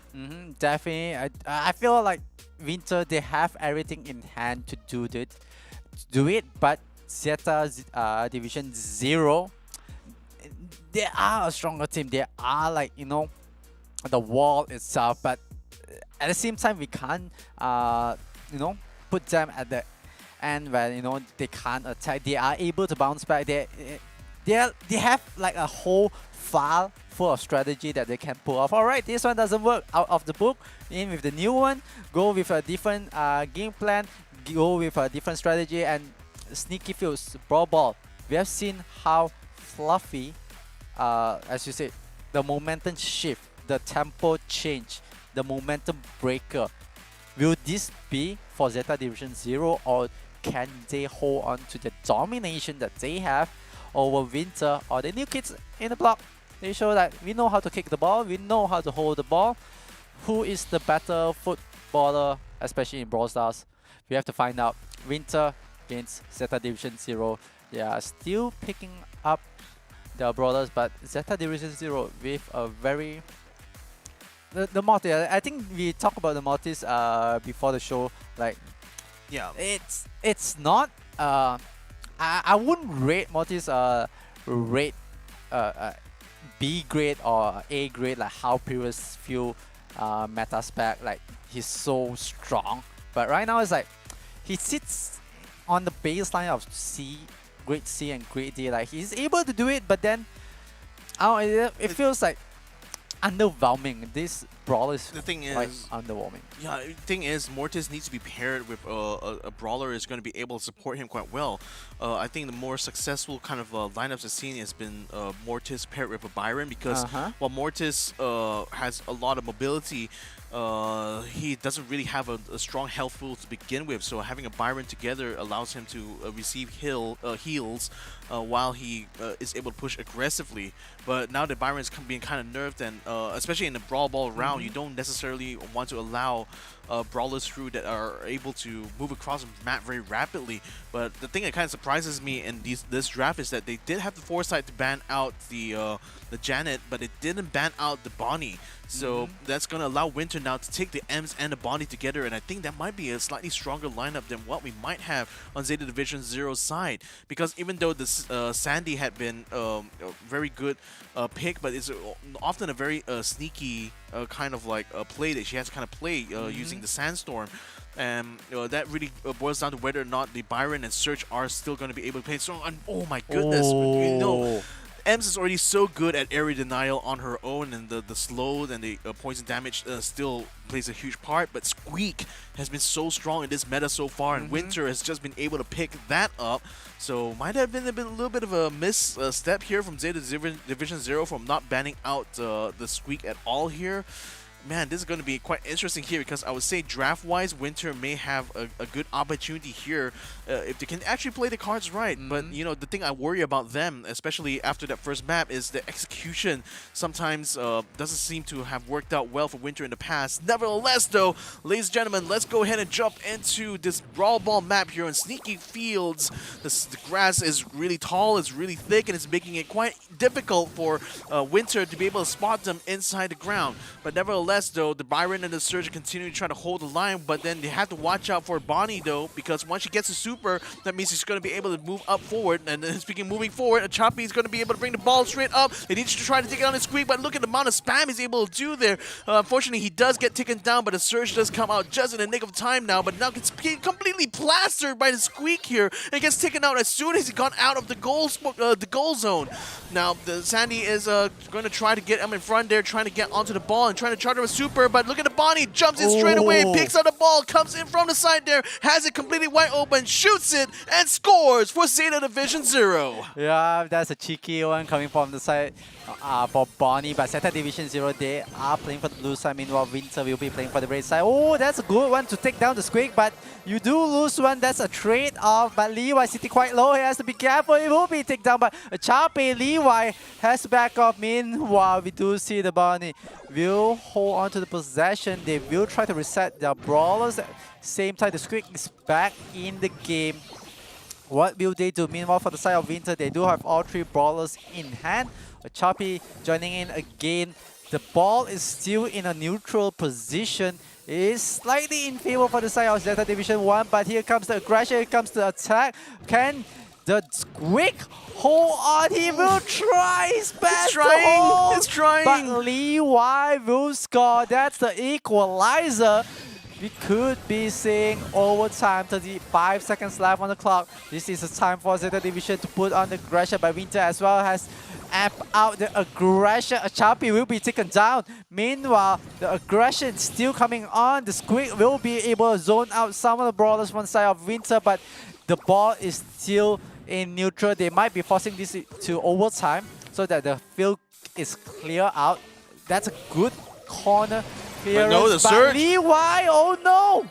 Yeah, the Surge just moved in aggressively there to try to take him out, and now he has possession over the ball somewhat because it's stuck in that corner. Now the thing is, when Zeta Division 0 is going to be able to come out just in time for overtime here, and the Surge unfortunately had to fall back. But now with less obstacles on the ground here, the M is going to be a little bit less effective right now, so the Squeak has to really be able to coordinate this quite well together with Bonnie in order to try to keep the rest of Winter held back. But the thing that's going for them right now is that they do have the goal advantage, they do have the ball being on their side of the pitch here, so they just have to find an elimination here on the side of Winter so they can get the ball rolling down towards the midfield. But unfortunately, the Levi moves forward there. He's going to get picked up, unfortunately, as the Squeak managed to stick a couple of good rounds onto there. Now Bonnie picks up the ball. She brings it out to the center of the field now. They try to go for a kill here on the Byron, only managed to bring him down to 672. One last shot there, but Bonnie takes him out, but unfortunately she gets killed within the sandstorm. The ball is now being sent by Winter. It's a little bit open as it passes between Levi as well as Sandy. They try to pass it forward, but Sandy gets picked off though before she's able to kick it to the goal.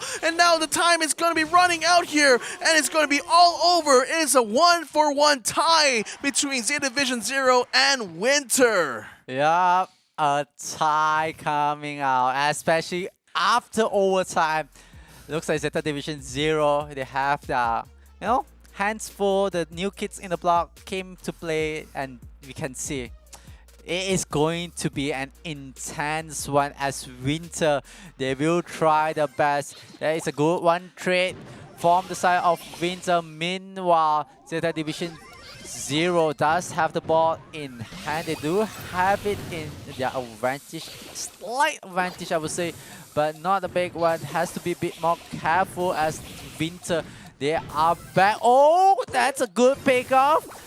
Can they go for more? Is that the window of opportunity? Are they going to go put on the pressure, or are they going to hold on as the previous round? Yeah, so the thing is, they're both just kind of like trading shots off of each other, but not really getting pickoffs until just now when the Bonnie managed to take out Levi the Surge. Now they try to move in onto Sandy, but she's going to be forcing out the Sandstorm on her part, but she's not able to take advantage of it. And she gets taken out on the goalpost. Levi comes out now, but soaks up so much damage from the Squeak as the Byron tries to flank around it to take out Bonnie. Successfully takes one down. A Choppy very, very low, gets picked up by the Byron as well. This assault has completely faltered here for Zeta Division 0, as now the ball is going to be moved down away from where the Squeak is. Squeak is desperate to try to get back in position, but fortunately Zeta Division 0 just comes in the nick of time to cut them off before the striker is going to be able to get the goal done. So back into the places right now. Levi getting behind a Choppy man. He's going to be able to take one down, and now he's going to try to bring the ball forward here. He does get elimination onto Bonnie's own form as well, but Squeak luckily was at the goal, kicks it out into the open, and saves this round here for Zeta Division. This is the most intense Brawl Ball that I've ever seen. Brawl Ball has always been a fun mode, but coming from Zeta Division 0 and Winter, nothing fun is fun. Everything is going to be intense. They are able to clear the floor. Now, Zeta Division 0, what will they do? They still have 30 seconds to go for overtime and try to, get that one lead and win it, But they have to be careful. We have seen how Winter is able to, go up against the aggression and defense. But they are looking for the opportunity. A Choppy will go down, but the Squeak, that's a good cross, and that's a goal! What a score! 5 seconds left on the clock, and the timer comes down as a normal timer. Wow! perfection from Zeta Division Zero on the dot. There was there was a little bit of a luck involved there because the position was just nice, but they saw the opening pass and then another pass there to the goal. That was such a good play there by Zeta Division Zero, because now that one goal basically allowed them to just snatch away that point without any opposition from Winter's side. And being that close to the end of the game meant that, you know, there's nothing that Winter could do even after that point, because there's only 5 seconds there to score another goal, and with every obstacle still on ground, there was no way for them to fight back. So a good win there for Zeta Division Zero, but now they need to be able to bring this down to a home run here, because unfortunately Winter managed to get their Sandy slipped all the way to the back of the line there. The ball is still going to be on the top end of the map right now, so Winter still has possession. Now Sandy's going to use the Sandstorm to try to distract from the back. That's a good stick there by the Squeak. Now Bonnie is going to be a launch for it, passes on to the ball, and they managed to score the second goal, the first goal here, in order to confirm their lead right now in this second round. Yeah, Zeta Division Zero. It feels like the way they play, it kind of breaks the momentum, the morale from the side of Winter. You can see the gameplay coming from the side of Winter is slightly different. They are less aggressive, they are less upfront towards the side of Zeta Division. But oh, what a kill onto Levi. And there you go. He does have the ball, but a jumpy, that's a good trick. No, a jumpy, don't drop it. It's on the line. Oh, we have to, if we have replay or we have VAR in real football, we would like to take a look at that again, at how Winter, they're able to hold on. But Levi going in strong, will be able to take down a Chape. A Chape has go for the reset. Meanwhile, for the side of Winter. Oh, there goes again, Levi once more. But the ball, oh no, no one keep the Squeak in check. What? Oh my goodness, they were so focused on trying to get the kills, they did not realize the Squeak had actually slid right past their grasp and looked like Zeta Division Zero will take this map right over here, and Winter must be certainly kicking themselves a little bit by allowing that through. Because look at that, they didn't manage to put in the bulk of the damage because they were so focused on getting those pickoffs, but it was still the sneaky plays here, which is so fitting on a map like Sneaky Fields, that allowed Zeta Division Zero to actually get the win here. Yeah, Zeta Division Zero, they just need one more map, and they're good. They are able to make their bad brothers from Zeta Division 1, you know, the matchup between two teams you have to see. But, you know, Winter, it feels like they're not taking it too seriously. At the same time, they're having a bit of fun, because I can catch glimpses where, you know, players from Winter, they are able, like, you know, smile and just, you know,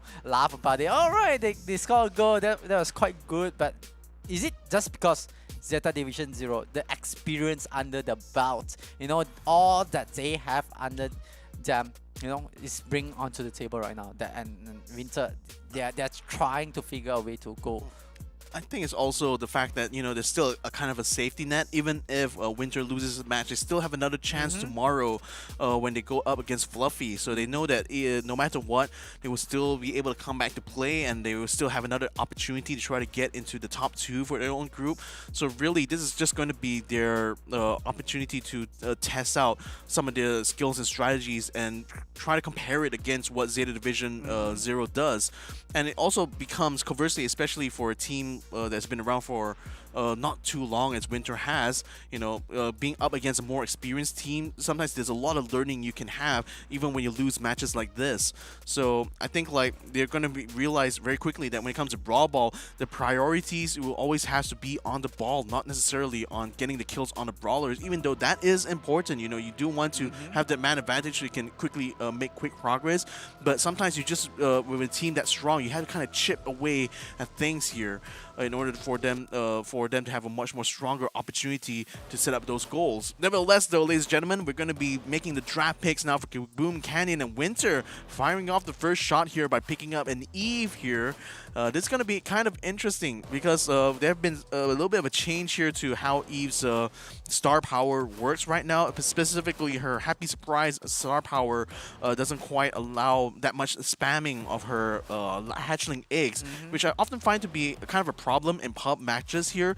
But I think like when it comes to competitive play like we have in this Snapdragon Pro series, the typical way I've seen Eve being used here is to kind of like overcome water obstacles, and Kaboom Canyon does have two very prominent water hazards that Eve can basically skip over that point. So I wonder if Winter's kind of strategy revolves around taking advantage of that specific kind of gimmick, or will Zeta Division Zero have a good answer to dealing with this? Because while the bans did manage to target the Bell and the Piper as well as the Lola, and also getting the Squeak out of the game here, that actually left the Bonnie open here to be picked up, and that could be an important one in Kaboom Canyon, where if she does get her super, she's going to be able to leapfrog her way directly onto the save, and that makes it a very unsafe situation for the defending team.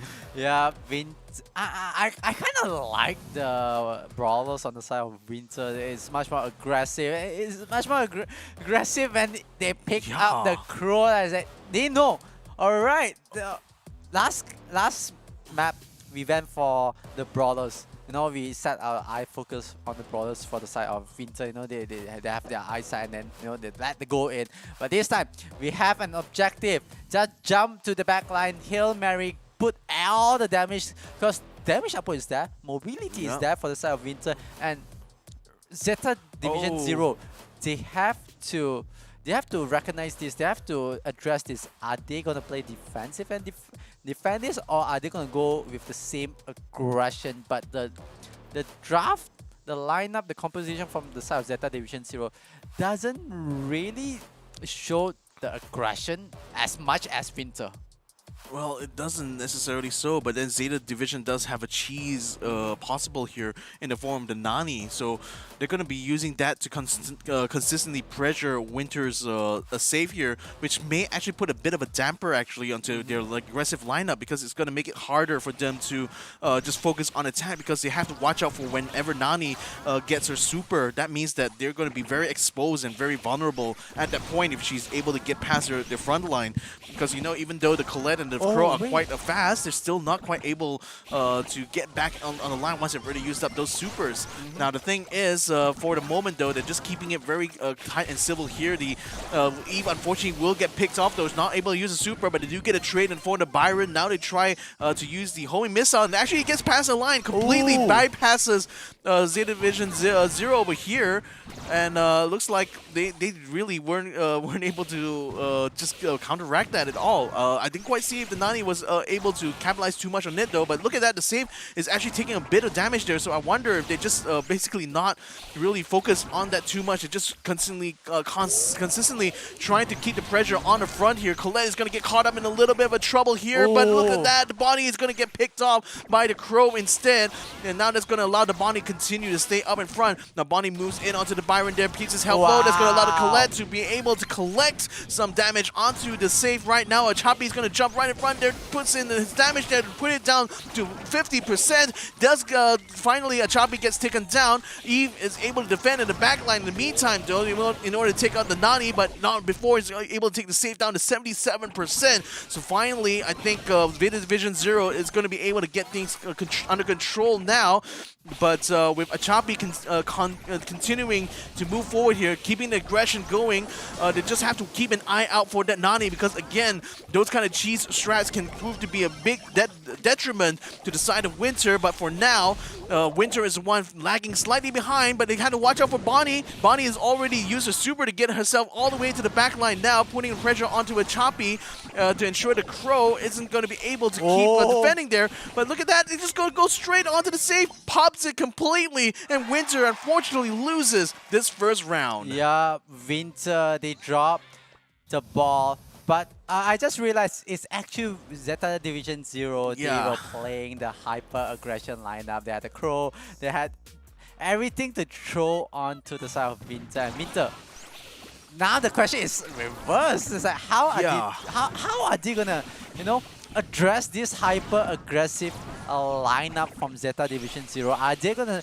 you know, stick as 3-man, or it defeats the purpose of the Nani, because Nani wants to go to the save, he wants to teleport all the way there to, you know, try to deal as much damage, but it's a team wipe. Winter, they have to go for the reset. Meanwhile, for the side of Zeta Division 0, they are just, happy-go-lucky, standing by the river. We are able to chuck as much damage as we want. We'll try slowly but surely, chip the damage onto the save, and it's at 79%. Meanwhile, with Zeta Division 0, they still have 100%. Winter can't even make it past the river.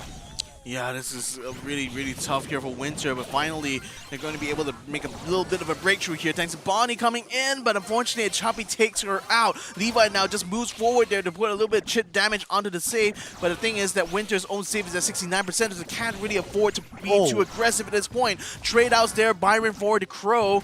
Unfortunately, Levi is still very, very low, so he's going to be next on the chopping block as the Eve is going to be able to pick her out. Now the Bonnie moves up into the center, but unfortunately has to move away there to try to defend because she unfortunately is going to get slaughtered there if she stays inside the grass for too long. But now faced with the fire coming from both the Eve and the Crow, she's not going to be able to survive for too long though. Winter has to fall back to defend now. But then Zeta Division 0 just needs to take this little bit of a time to try to recharge the health points, while the hatchlings are going to be sent forward here to continue to bring chip damage onto Winter's save. It's going to be down to less than 44% now, and they're already putting a massive amount of pressure onto the red team. Winter is still not able to block all of these shots coming from across the river, especially from both the Colette as well as the Eve. Yep, Zeta Division 0 just needs to hold this line. 25 seconds left on the clock. Winter, they need this to survive. They have to hold as much as they can and go for the damage, but it looks like it's all over. Hail Mary coming in from the side of Winter. 8%. 71% for the side of Zeta Division save, and that's 0. That's match and over. It looks like Zeta Division 0 clean as the whistle. Well, not for the first set, it's the first mode itself, but they still pick up the momentum. They are able to turn things around, and they have finally denied Winter and telling them it is still summer. Hold on until the winter month, and then you come back during the winter month. But now it's still summer, and Zeta Division 0. Here's a question now: Zeta Division 1 or 2?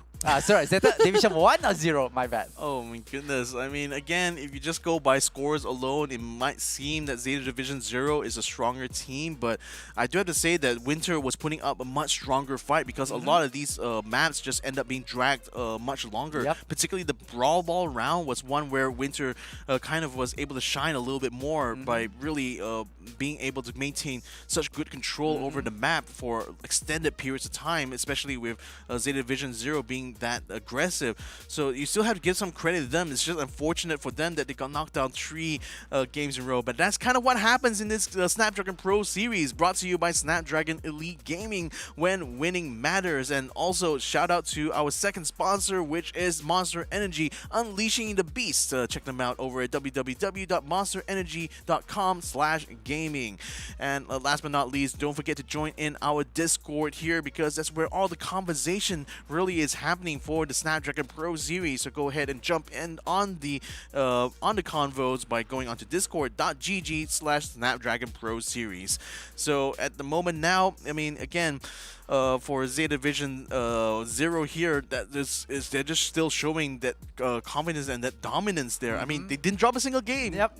Kind of still sticking to that kind of reputation there, just going ahead and showing that they're still the top team in this competition. But nevertheless, we're going to be taking a short break, ladies and gentlemen. But when we come back, it's going to be the winners match between Zeta Division 1 and Zeta Division 0. So make sure you guys stick around for that, because it's coming up after these messages. The Snapdragon Pro Series is brought to you by Snapdragon Elite Gaming and Monster Energy.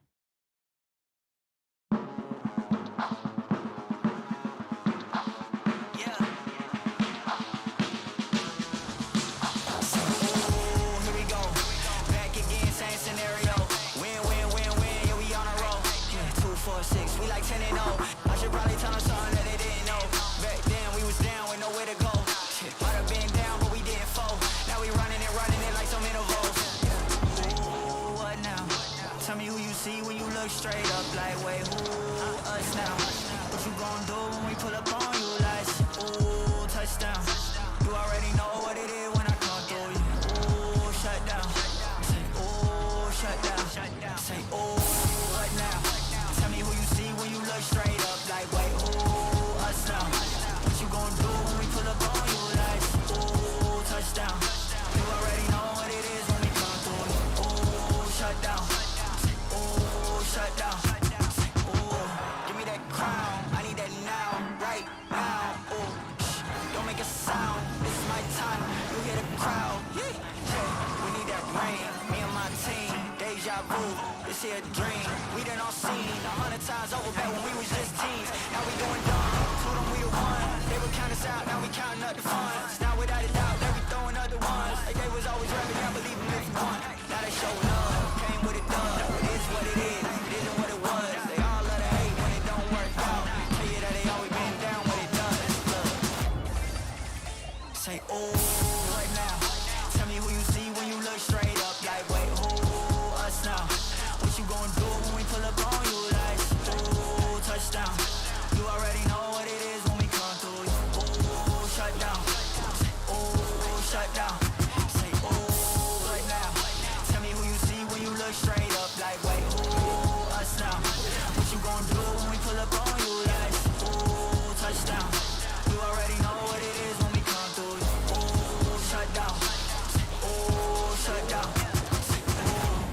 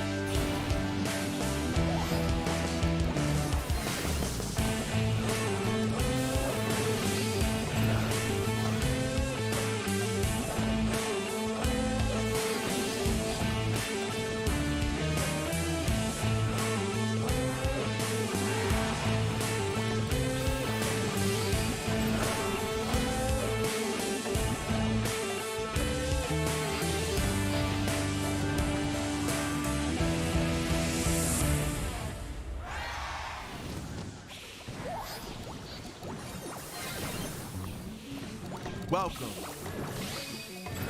to the place where dreams come true. Where everything you want can be yours. If and only if you're willing to work for them. You're willing to hurt for them. But most of all, you're willing to be first for them. Ha. Look, I'm going straight to the top. I don't know how I would stop, like it or not. I got some goals. Heyo everybody, and welcome back to the Snapdragon Pro series because we're here for our final match for today. My name is Victor Cax. Joining me here is Adrian, aka Ooh the Magical, and we're gonna be bringing you guys the winners matchup now. I mean, what do we kind of expect coming to this? Zeta Division 1 is going up against Zeta Division 0 in this winners final, and I just got to say though, this is definitely the most ideal condition here, ideal situation I have to say for Zeta Division as an organization, because both of the teams showed they were still able to step up the challenge, and now like either way, you know, one of the Zeta Division teams is going to be coming through into the top 2. Yep, definitely. Who will it be? 0 or 1? We have to find out. It's going to be on the line, especially like for Zeta Division 1. They have a lot on the line because they have running on the different lineup. But we do have information that we will be having an interview with Zeta Division 0, and it's going to be Tensai. Congratulations, Tensai. How are you?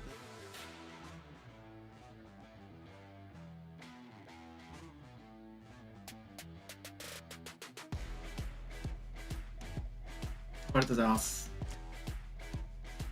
I think we do have a bit of まだ technical difficulty, but I do have a 1試合目 question. なので、次が大事なんで頑張りたいと思います。 Okay, so I guess we'll just continue on. So first question off the bat, Adrian, off to you first.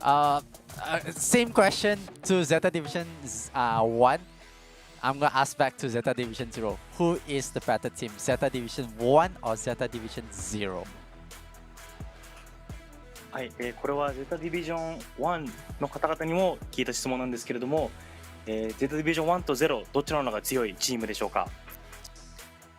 まあ1の方がちょっと強いと思いますけど、絶対勝てない相手ではないと思ってるんで頑張りたいと思います。 Yeah, so I actually think Zeta Division 1 is slightly stronger, but I definitely don't think that we won't lose against them. And that kind of brings me to like my question to you guys, because you know, Zeta Division used to be a one single cohesive lineup, but then now that you guys have a sister team alongside, how has that kind of pressure affected you and your teammates as far as your performances go? Because has it only increased the pressure, or do you feel that having another team from the same organization actually provides a lot more support for you guys when it comes to competitions like this? はい、ゼータディビジョンといえば、昔は一つの、チームだと思うんですけれども、こうやって2つに分かれて何か変わったことってありましたかね？例えばプレッシャーがもっとかかるとか、むしろチームが2つに分かれて、もっと心強いとか何かありますでしょうか？やっぱ一番は比べられるところがあるんで、大会とかやっぱり緊張しますね。 Yeah, so I think the number one thing is that we can compare each other against Zero Division 1 and 0. But honestly, I do get nervous. Oh, I see. So, I mean, definitely just show how much pressure that is. But to kind of give things a little bit of a lighthearted note, so just want to ask Tensai, in your best voice possible, can you say "shoot the goal" in Japanese for us here today? 天才選手、これは、私たちからのお願いなんですけれども、shoot your goal っていう shoot your goal を、一番いい声で、いただけないでしょうか？ Shoot your goal. ありがとうございます。Arigato. All right, thank you so much, Tensai, for this interview there, and glad to bring a little smile to his face there towards the end. But yeah, that was a really insightful kind of answer there, because yeah, it definitely shows that there is a lot of pressure attached to having another second team that, you know, they themselves are perceiving are actually a little bit stronger compared to them. So, what are your thoughts about that kind of dynamic here? It just feels like Tensai is a bit humble on the whole situation, and humble, especially with the lineup itself. It feels like we have to give them props and give both teams the same equal respect, the same equal credits that they deserve. Like Zeta Division 1, the way how they responded, they were a bit cheeky, they were a bit funny with it, like okay, this kind of question comes out, all right, we are the better team, you know. But coming from Tensai, looking at how humble he is, like how he answered it, and just looking at the mentality that they have the discipline.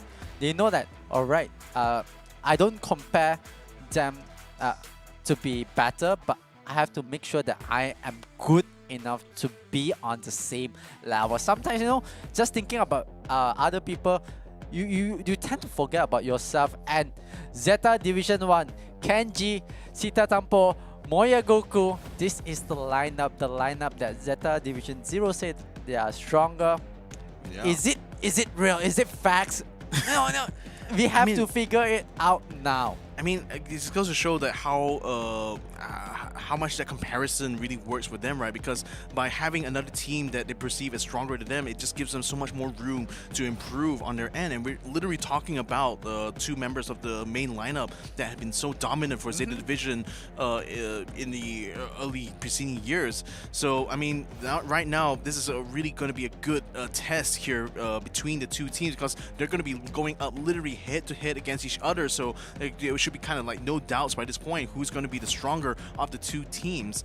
But nevertheless, for Zeta Division 0, I would still feel that they have a very good chance of actually making some good plays here, because knowing how strong they are, they will not basically falter or even throw any opportunities to get in those plays and to get those wins. So I'm still very hopeful that Zero will continue this trend here. But then again, going up against their own sister team, this is going to be probably the hardest battle that Zeta Division is going to be experiencing here. Literally a fight against each other. Yep, and I just have one question for you, Victor. Who do you support? Especially both this is coming from the same Zeta Division. Is the difference between 0 and 1. Like, I don't know, it's like both of them have the capabilities, both of them has potential to win, but I feel it's going to be very, very on the line between these two teams. I mean, okay, so on a personal level, though, I really want to see Zeta Division 0, mainly because it's like two of the members who have been quite core in the original lineup are still inside that group, and given that their whole dominating run was kind of like my first opportunity to cast Brawl Stars with them in the mix, has certainly brought a lot of nostalgia for me from my end. So I certainly, in my heart, I kind of like really want to see them succeed. But we kind of have to acknowledge the fact that there's a lot more pressure involved in this specific matchup here, given it's a sister team that Zeta Division 0 is putting a lot of respect into. So I kind of feel that in that kind of sense, Zeta Division 1 may actually have a slight advantage here compared to their like sister team here. So that's just speaking on a kind of confidence-based level. I mean, statistically speaking, still Zeta Division 0 is the one coming in here with a clean win-loss record here. So I don't know. It can be a bit of a toss-up, but I would say ultimately my heart is still with Zeta Division 0. Okay. I think for me, I'll play the devil's advocate, and I'm a simple man. And seeing how Zeta Division 1, they're just being cheeky on the interviews, like, sure. Yeah. They won me over. It's simple to win me over, and the moment how Kenji just, we are the better team. We know that we can beat them. They have to put their words on the table right now. They have to show it. Because if Kenji come back what he say, just imagine the moment they had a meeting, the post-mortem between these two teams. Like, so Zeta Division 1, I can imagine the team manager. You guys are trying to say that you guys are better, but how you guys drop to your sister team or your teammate in same division? I'd love to be a fly on the wall in this kind of conversations, don't you? But nevertheless, ladies and gentlemen, it has begun. The upper bracket final for Group 1, and this time, Zeta Division 1 versus Zeta Division 0. A binary fact here is that Zeta Division will still have one team in the top 2 at the end of this, regardless of the outcome here. But for both teams here, this is going to be the ultimate comparison in performance between the two. So bans-wise, very, very smart for Zeta Division 1 to straight out ban that Sprout, though, because like they know that the Sprout can be very, very testy when you have Canal Grande being so full of grass as well as still full of obstacles, especially around the gem spawner. So Sprout's super definitely becomes a huge problem there if it's left unchecked. But one team has banned out the Bonnie, so that means the Janet actually is going to be picked up by Zeta Division 0 because it has actually been left open on the pool. Zeta Division 1 has also picked up the Eve here, which I find kind of interesting is the Eve should be able to use the spam of the hatchling eggs to continuously bring harassment here, but I wonder if like on specifically this map whether or not it'd be that big of a factor. Yeah, just looking at the brawlers between Zeta Division 1 and Zeta Division 0, the question is, it's no longer a brawler versus brawler equation. It's more on the player versus player, the player matchup itself instead of the brawler matchup. Because just looking at that, what is there to hide? Zeta Division 1 and Zeta Division 0 they came from the same organization. They scream the same thing. They strategize the same thing. Even though certain players they have their own personal strategy on how they approach stuff, but how much is there that one team can hide from another team? Especially they are from the same organization and they know each other. Especially the players from Zeta Division 0, they know Sita Tampo, how he plays. They use him during previously in Zeta Division when they only had one team, and they use him as a sub and as actually a player that is able to stand in for certain modes and certain map itself and able to hold on to what he have. And like all this thing, it comes into the play where it's no longer the brawler matchup because like the brawler, that is the limitations of the brawler. But the player matchup, like how well do you know your opponent, especially your friend, your own teammates, especially in the same organization. And on top of all of this, it's not about being the winner. It's about the bragging rights. It's about who is the better team, Zeta Division 1, Zeta Division 0. It's a question, and I feel like a lot of people is asking this, and we are jumping into the game as we see Zeta Division 1 will be playing on the blue side. Meanwhile, Zeta Division 0 will be playing on the red side. I think I just completely had a different map in mind there because look at the water canal that just splits the middle here, Canal Grande, because that's just going to allow the E to have plenty of freedom of movement across from one side to the other. So this could be a bit of a problem here for Zeta Division 0 to deal with, especially now that you got an Ems who can also very easily block off the bridge in the middle of the canal.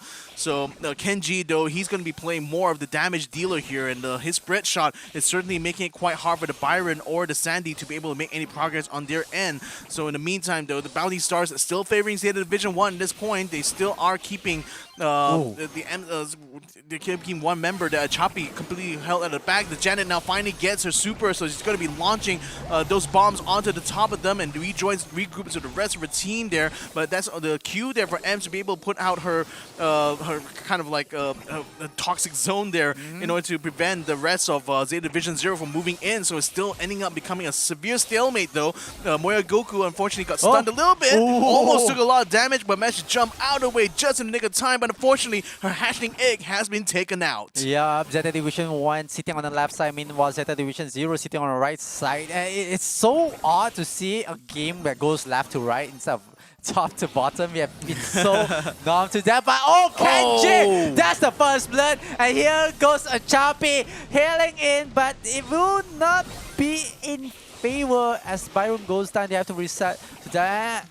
Could this be the weakness of the Byron? Could this be the nerf that is so impactful that it's no longer the brawler? Because it's all about timing. It's all about like, can we go for it back? And Kenji able to capitalize one more. Can they go for more? Kenji try, but at the last second it will be over. Zeta Division 1 will have the advantage. That is one. Meanwhile, Zeta Division 0. It feels like the brawler lineup, the composition, it really relies on the timing, on the window itself. Like they have this a timer tempo that they can go before they have to reset. Meanwhile, for the side of Zeta Oh, Division, that's but so much damage though. Even though the drop the base has been brought down, they are still having so much trouble there. The Janet as well as the Sandy in order to try to keep them up of the tail. But so far they've been able to push back Zeta Division 1, forcing them to wrap around and try to take control over the left side of the map, just like before they did though. So, but the thing is, all eyes should be on Kenji here because he had been able to bring the win for that last round now. This time around, Zeta Division 0 are taking more control over both sides of the island here as well as the bridge. So that's making it a bit harder for Kenji and Morigoku to get their positions done.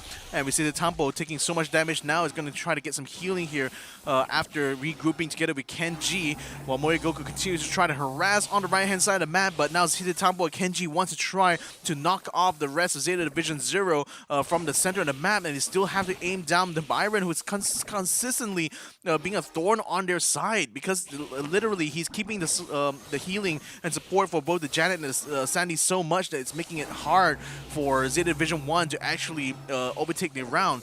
And the thing is Zeta Division 0 has the lead in stars at the moment, so they're well within their rights to kind of like not play too aggressively, only moving in and attacking when they absolutely need to, or they feel confident enough to get those kills. They seem to have almost caught Moya Goku there, but it seems like Moya was able to back up just in time yet again by leaping away. The hatchling does pop and the eggs will respond, but none of them managed to meet their mark. Unfortunately though, they had to give a bit of trade here. The ends for the Janet, and now it seems like the stars advantage still is going to be on the hands of Division 0, who gets another kill onto the Eve. That puts him up now to 9, especially after they pick off Kenji. And it looks like they might get the win this time around as the timer runs out, and Zeta Division 0 still is on top.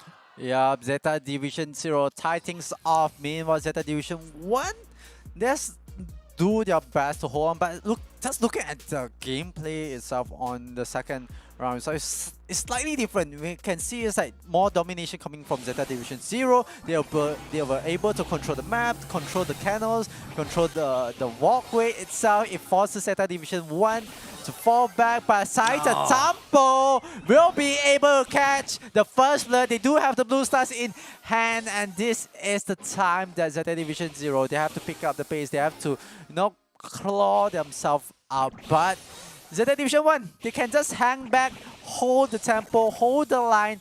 Anyone that comes aggressive, you know, force them back, push.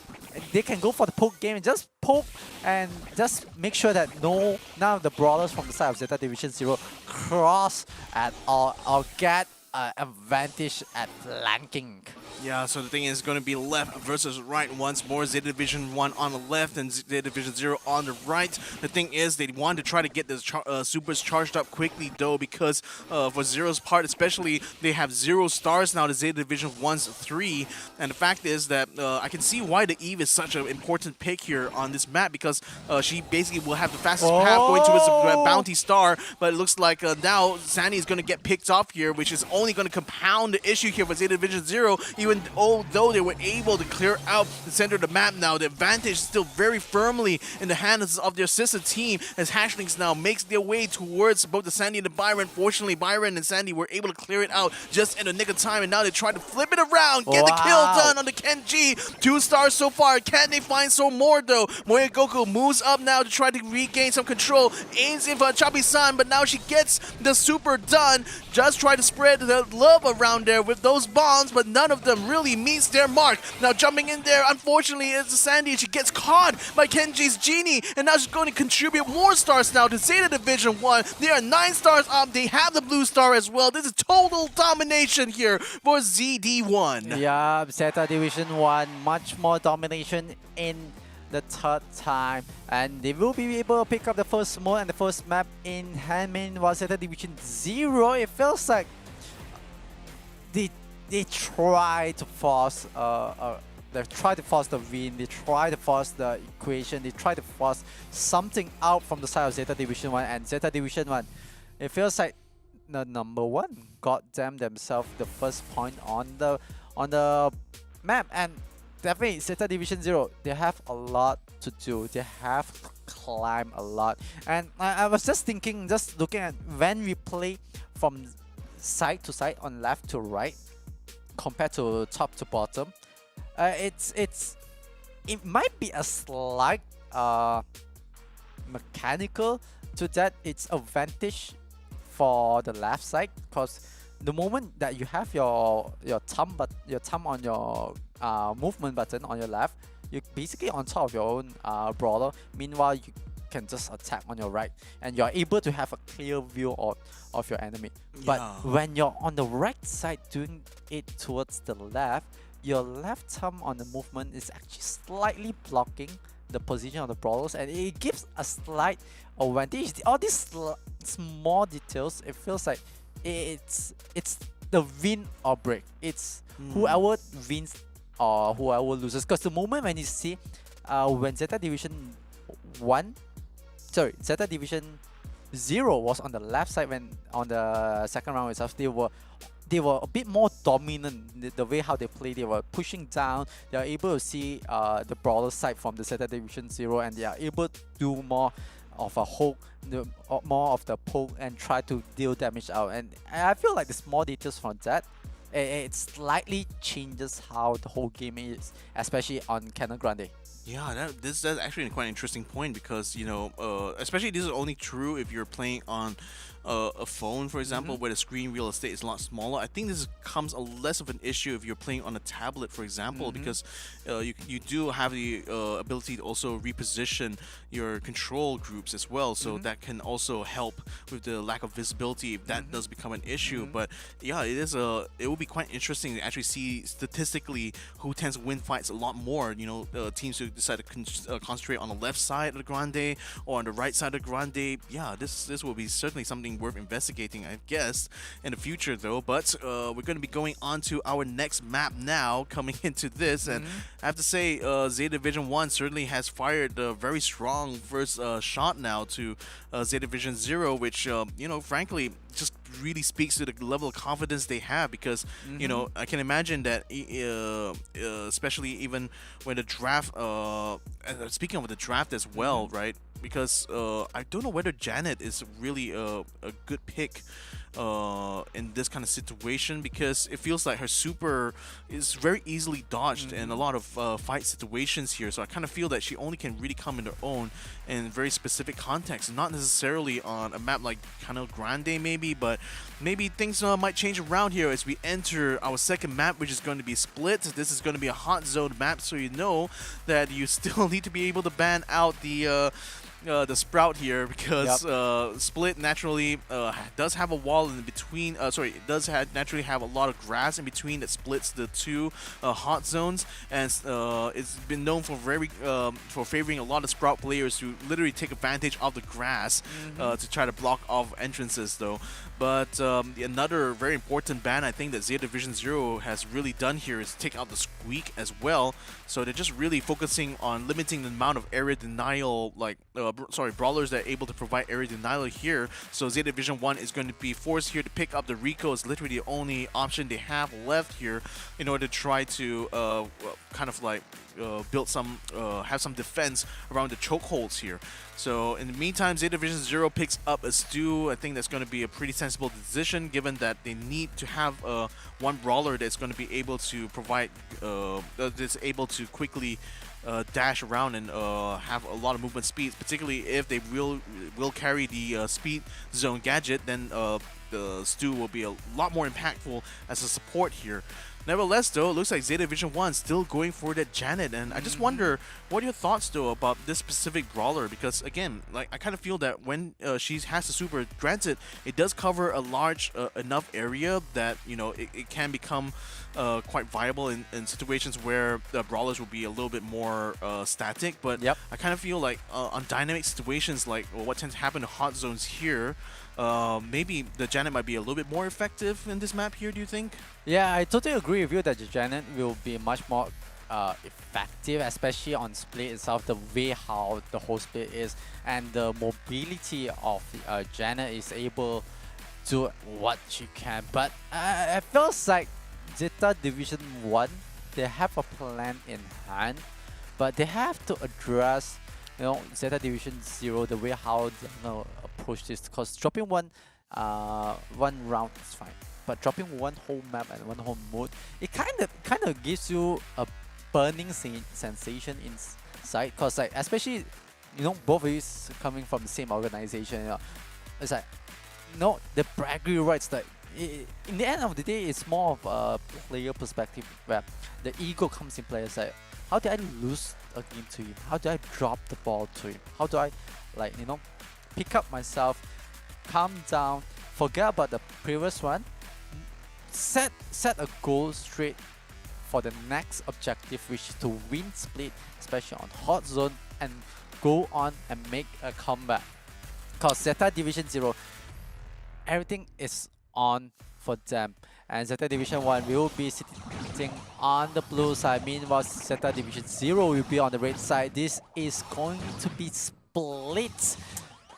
I love the new theme of Split this time around, I mean, it looks more flashy, it looks more colorful here, and it's certainly being a nice battleground here. Not so nice for the Eve, though. She just got picked up by the Janet. It's now both Sitatampo and Champion are capturing their respective hot zones here on the left and the right, and the wall is just literally keeping them defend against each other, while Moyogoku harasses on the right-hand side. Kenji having a little bit more trouble dealing with the Eve here, unfortunately, as he's not able to get the ricochets to be able to deal the maximum possible damage there, as no one is really trying to push through that zone there. The Eve is going to jump ahead onto Kenji, though. He's going to get popped off almost immediately, and now it looks like the danger is starting to close in on the Sitatampo, but Moyogoku successfully takes out the Stu, though, so that will put a little bit of damper, but Achapi yet again puts the hurt onto Kenji, so now Sitatampo is going to have to watch out from the back while Moyogoku continues to defend from the front. Achapi tries to join in there, but unfortunately gets picked up by Kenji. Now Eve is going to try and move forward here, takes out the Rico,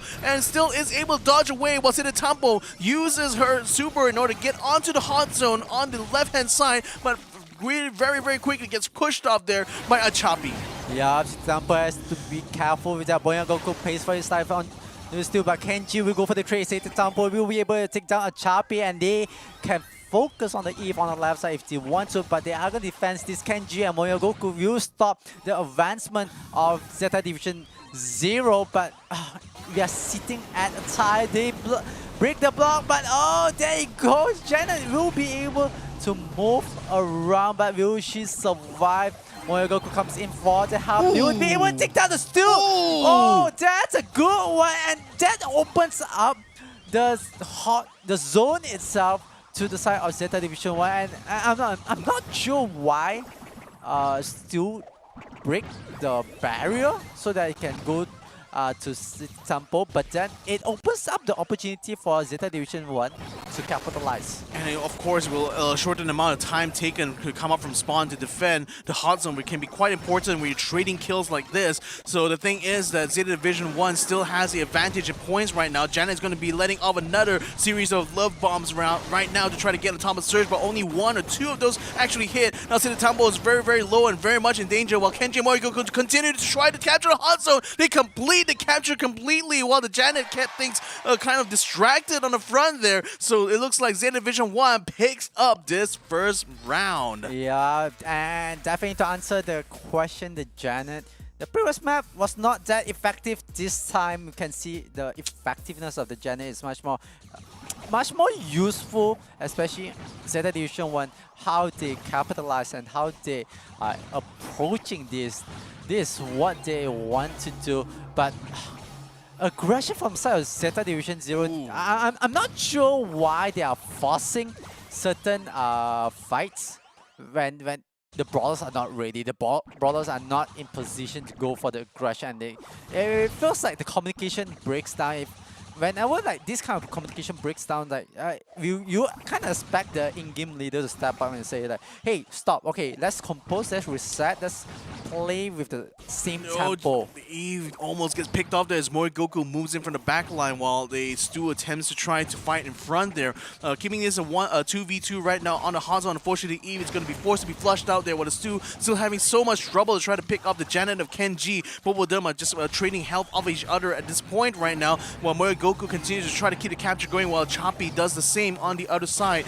Neither have already been able to finish up their own end, though, as Moyogoku gets killed the Eve now. He's going to be alone there, but look at that, still neck to neck in the capture percentage though. But it's still Zeta Division 1 that has a slight advantage at this point because it is updating a little bit faster, just basically one tick ahead of wherever Zeta Division 1 is. So they need to be able to get one knockup. And look at that, Zeta Division 0 has now overtaken the lead here, having taken down a Choppy, and now they're up to 92, 93% and still counting all the way up. Can they keep this up though? Unfortunately, they get popped off completely before the end. It gets stuck at 97%, but look at that, the final move by the Stu completes the last 3 percentage points, and Zeta Division 0, they get themselves back in this round. Yeah, it's a deja vu of the same mode on the first one. It's just back and forth, and look at how Zeta Division 1 is playing. It just feels like they bounce back real strong, and we are going in for one more time to see who is better, but it's only for the whole zone. You can see, can Zeta Division 0 pick the first point on the board, or Zeta Division 1 will be able to take the lead and able to close things off. We have to see, but Zeta Division 1, they are slightly behind, but they're getting pressure on the left side. They are trying to address it on the spot. Yeah, this is going to be a very tense situation here because both of them have 1 point each. The winner of this one will be taking the second point, and Zeta Division, Division 0 knows that if they let Zeta Division 1 take the point, it's going to be a hard journey from this point on. So the Tampo gets the kill onto the Stu now, so two of them can continue to finish the capture on the left-hand side, and it's giving a huge advantage now to Zeta Division 1 as the Kenji also has already finished his side of Hot Zone, so he's going to be able to provide some fire support from the right-hand side, and that's bringing a lot of problems onto Stu as well as the Surge, but they are another series of barrages sent by Janet that almost took out the Eve though, but still not enough. But it's going to be a final shot by the Janet that finishes off the Eve once and for all. Break through the wall there comes for Stu, and that's actually opened up an opportunity for him to get onto Kenji. He's going to try to force the issue here onto Janet, who just is going to be dropping bombs all over him. One final shot by Kenji finishes him off, and look at that, Zeta Division 1 takes it 100% to 50 and will win map number 2. Yep, Zeta Division 1. They just need one more to be close and able to take the bragging rights against Zeta Division 0. Meanwhile, Zeta Division 0, they have to mount out a comeback because they're sitting at a very, very uncomfortable position. And I just realized how Zeta Division 1 was able to... They just address an issue that they have themselves in the game in the previous mode, especially on round number 3, as you realize the Rico on the first and second round, Rico was sitting on the left, but this time Rico is sitting on the right and holding on to the right hot zone. He has a much more narrower angle to go onto the brawlers. Meanwhile, I put two of the brawlers from the side of Zeta Division 1 on the left hot zone, and they were able to control the map. It forces the Stu that, okay, I have to break this, I have to stop the Rico to control the map. And it was a bit late for the Stu to address this, but you can see how the players from the side of Zeta Division 1, they are able to understand, okay, the Rico might not be the stronger one on the left. It makes common sense that you put the Rico on the left side to get the wall bounce on the Ricochet itself, but then the moment they adjusted that, the Rico sits on the right hot zone and able to get the much more narrower pathway with his Ricochet.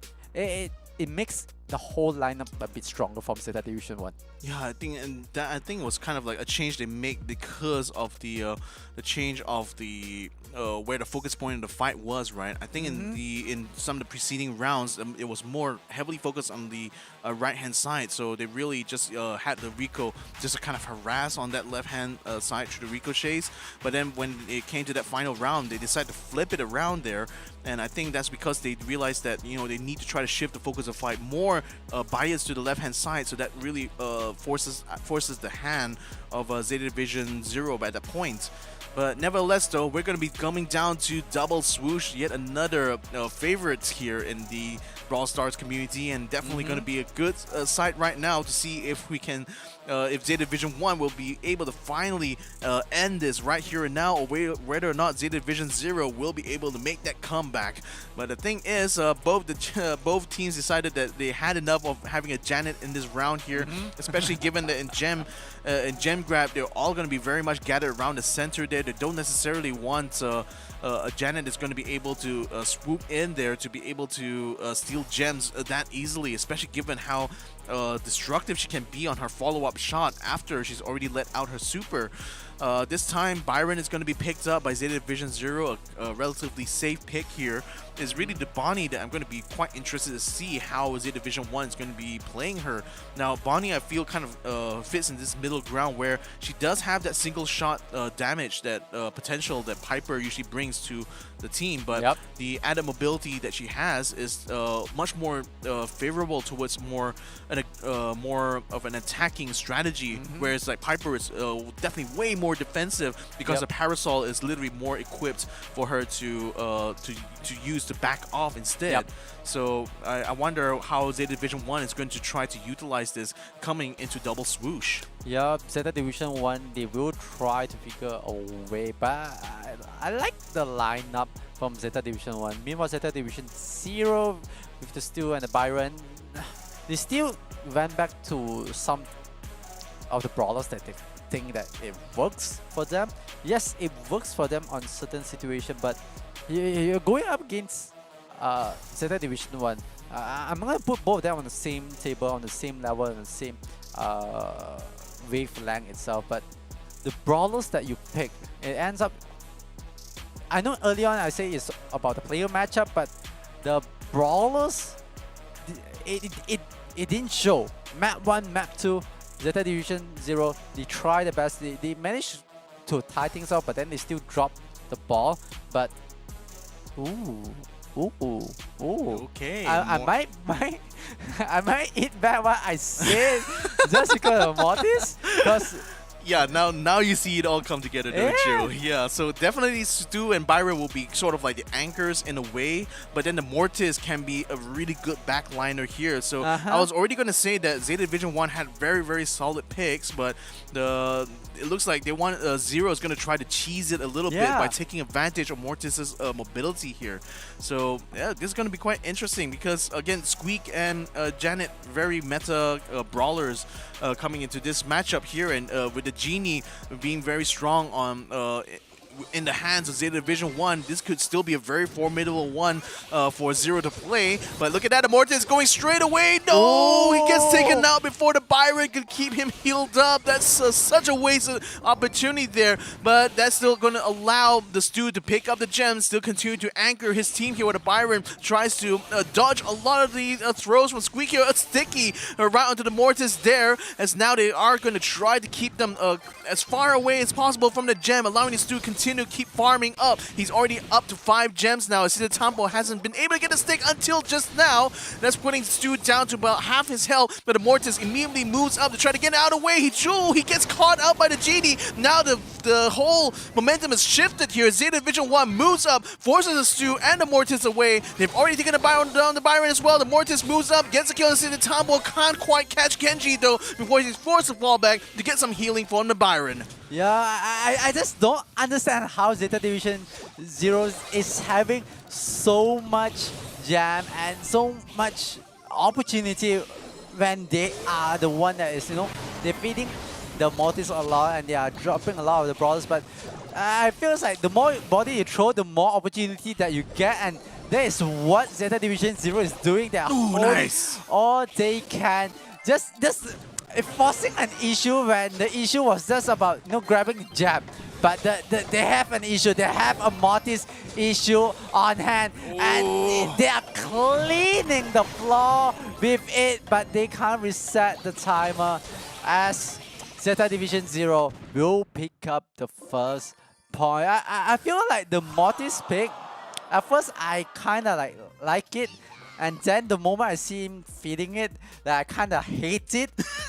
Then the moment I try to grasp the ideology that they have in their mind, and I start to get it when the moment they keep throwing Mortis to the enemy, and it forces them to, oh wait, I have to shift my focus. Mortis is coming, and they pick up the gem. They were so effective to take that window of opportunity to pick up gem and fall back. That's why it's so important for Tampo to perform as a Squeak right now, because he's literally going to be the best bet for them to prevent the Stu from being able to farm continuously here. So they right now have to find very quick answers to this Mortis here. Squeak trying to get the stakes, but again, just missing 2 of them in a row right now. Mortis now moves to the backline there, tries to get to the Kenji, but Mario Goku moves into the mix. He gets him taken out now. So no Mortis in the backline here. Kenji now is going to try to swoop in here to try to counteract the Stu as Kenji continues to pick up gems now, bringing it up to 3, keeping it very competitive right now. That's a good stick there by Kenji. That's a good stick there by Tampo, bringing health down enough for Kenji to get a kill onto the Mortis. But now the Stu, he's gonna have to back up there. Another good stick by Tampo is making it very hard for him to approach that gem spawner. He still only has 5 gems so far. Z Division 1 has already catched up here, but Mortis gets traded for the Squeak now. As Mario Goku moves in, gets another kill onto Byron. They have the advantage. They have the control over the gem spawner. And Stu now has to move up forward here to back up his team. Mortis gets picked up very quickly now. I think that cheese is no longer that fresh this time. I think it's getting a bit stale now for Zeta Division 0. Yeah, I was thinking about that. The cheese has been found out.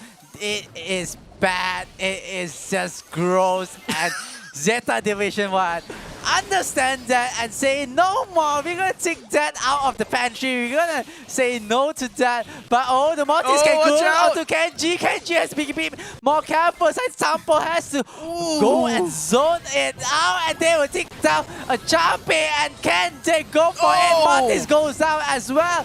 They are going for more. Stu has to be a bit more careful because it gets caught out. And that's it. 50 seconds left on the clock. So, the Mortis going in, trying his best, trying to reset, but Mario Goku, that's a double kill.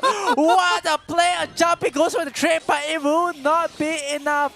As Zeta Division 1 told the cleaner, clear the pantry, take out the cheese. We are here to win it. We are gonna have our cake, our sweet, sweet cake. I could use the cheesecake right about now, actually. True that. Whoa, that was a quick turnaround in a couple of series now. So we're coming down to the final round here at Double Swoosh, and this is going to be game time now for Zeta Division 1. They've already figured out how to deal with the Mortis here. They only need to be able to bring it home now. But now the pressure hasn't been any greater now for Zeta Division 0. As good as back-to-back sticks there, it's going to force Mortis all the way down, and Kenji picks up the kill. So he has also done onto Stu, and so Tampo gets those sticks done. So now 4 gems are in the hands. The 4 gems that has been spawned so far in this map are all in the hands of Zeta Division 1. Mortis does get a good comeback though, taking down the Janet. Now he's going to try to, the Bonnie, and now he's going to try to keep Kenji away from that gem spawner, breaks the wall to try to get right through to him, and smashes himself into Zeta Tampo, taking out the Squeak. Yeah, the Mortis is just going on crazy, switching left and right, try to get forward, and will be able to take down Zeta Tampo, but it will be still in advantage for Zeta Division 1 as they have 5 gems in hand. Meanwhile, Zeta Division 0, they have 3 in hand. So gem spawner still spawning gems, but no one has picked it up. Yeah, but here comes the Mortis once again, trying to do his best. Will be able to take down Zeta Tampo, but Kenji will go for the trade off, but Mario Goku will be taken down. Kenji holding on, keeping the Stu in check. Oh, nice track! What a grab! That's a grab! Oh, they're gonna have Mortis sweeps in there, picks up the gems that had just been dropped. That could have been a very dangerous one there for Zeta Division 0, but good recovery by the Mortis so far. The Squeak able to get good sticks there onto the Stu, keeping him under check right now, keeping his health pool low, while the rest of Zeta Division 1 crowd around the gem spawner. Another one pops up here. Zeta Division 1, the Mortis for Zeta Division 0 thinks about it. Couldn't get the countdown started though as Mario Goku picks that up. Zeta Division 0 just needs to be able to put the pressure on. They need to pick up one one more gem. Can it spawn right now? Mortis, he goes for it straight away. Jumps out of the way there, out of damage and out of harm's way. Zeta Division 1 now desperate to try to take out the rest of Zeta Division 0 here, but they still are keeping themselves up to speed here. And unfortunately, Mortis is keeping himself so well hidden. He finally jumps out there to try to get a good kill on the Squeak. And finally, that works. That does work. Zeta Division 0 survives the gauntlet, and we're going to game number 4. What a play from Zeta Division 0. It feels like Zeta Division 0 told the pantry person, don't take out the cheese, bring it back to the pantry. We want the cheese. You want to spread it onto the cheesecake itself. And Zeta Division 1 said, wow, what is this cheese being brought back? At one point, I thought it was in a very jeopardized position, because the moment you look at how Mortis had the gem, I was thinking, like, how do you going to position him? Because you've been setting the Mortis up front, you've been using him as a frontliner, trying to go on to the line of Zeta Division 1. And it feels like the moment he has the gem, you kind of play much more defensively, and they swap him. They swap the Stu to be the frontliner. Stu is a good frontliner, but doesn't really sustain that much compared to the Mortis, because Mortis does have that. I feel like Mortis has this like 51% over the 49% of Stu, the movement speed itself. But it feels like the way how Zeta Division 0 played it out was just perfect. It's like they played the mind game, they played the cheese, they took out the bread, they took out the cheesecake, they took out the whole pantry and say, this time we will be having a cheese party. So at first, you know, we thought the cheese was smelling a little bit bad, maybe a little bit rotten, but turns out it just needed to ferment a little bit more, so it becomes blue cheese instead. And it looks like Zeta Division 0 might just keep themselves in the game for a little bit longer right now, and maybe this could be a good momentum shift for them. Who knows? We're going to be finding out very, very soon as we enter game number 4 here. And I just got to say, it was just a kind of like a good use of opportunity there from the Mortis, actually, that really played the part in the end there, because Mortis shouldn't have any business really to be the one collecting the gems for his team. That was actually the job of Stu, but because the Stu got picked off and because all the gems were on the floor, Mortis knew that he had to step up the plate. He had to pick up all those gems. Now that would have been very, very risky under normal circumstances, but the thing is, the Mortis, he played it a lot more safe this time around. He let the Byron and the Stu take over the more aggressive frontline positions, and then he only played more of an opportunistic Mortis this time around, thereby completing the fermentation needed to get that cheese nice and ripe. Yeah, definitely the blue cheese was made perfectly by Zeta Division 0. This time, can they serve it on the silver platter? Because on map number 4, Zeta Division 1, they did say no to cheese. They are like the no cheese strat, but meanwhile Zeta Division 0, they are the all cheese strat, and we will be jumping into map number 4. The draft pick is there, and it will be hot potato. At this time, it will be on a very, very difficult setup, but Zeta Division 1 and Zeta Division 0. Ooh. Yeah, I mean, again, they banned out Colette. Colonel Ruffs is also out of the mix, so that's already removing one of the important counters from some of our sharpshooters here. So I wonder what Zeta Division 0 is going to try to build in their lineup here, because the Bonnie has already been picked up here, and we know how quickly she can jump. Looks like they're going to be going for a BB, which is going to be able to provide some strong melee damage there, and the Crow is going to be used as the frontliner here from Zeta Division's end. Now the question is, are they going to try to go for a Byron pick here, or would they just try to go all in on a more aggressive lineup here to address the kind of aggression that Zeta Division can do? But that depends very much onto the pairing here that they're going to be going for Bonnie, because with the Barley out the way, with the Squeak out the way, they definitely need someone with some sort of area control. And they're going to be going for the Gale. That's a good choice there, that at least will be able to keep the BB at bay for most of it. And he is still going to be able to provide some support to the Bonnie here coming into this. So final picks are going to be coming through here.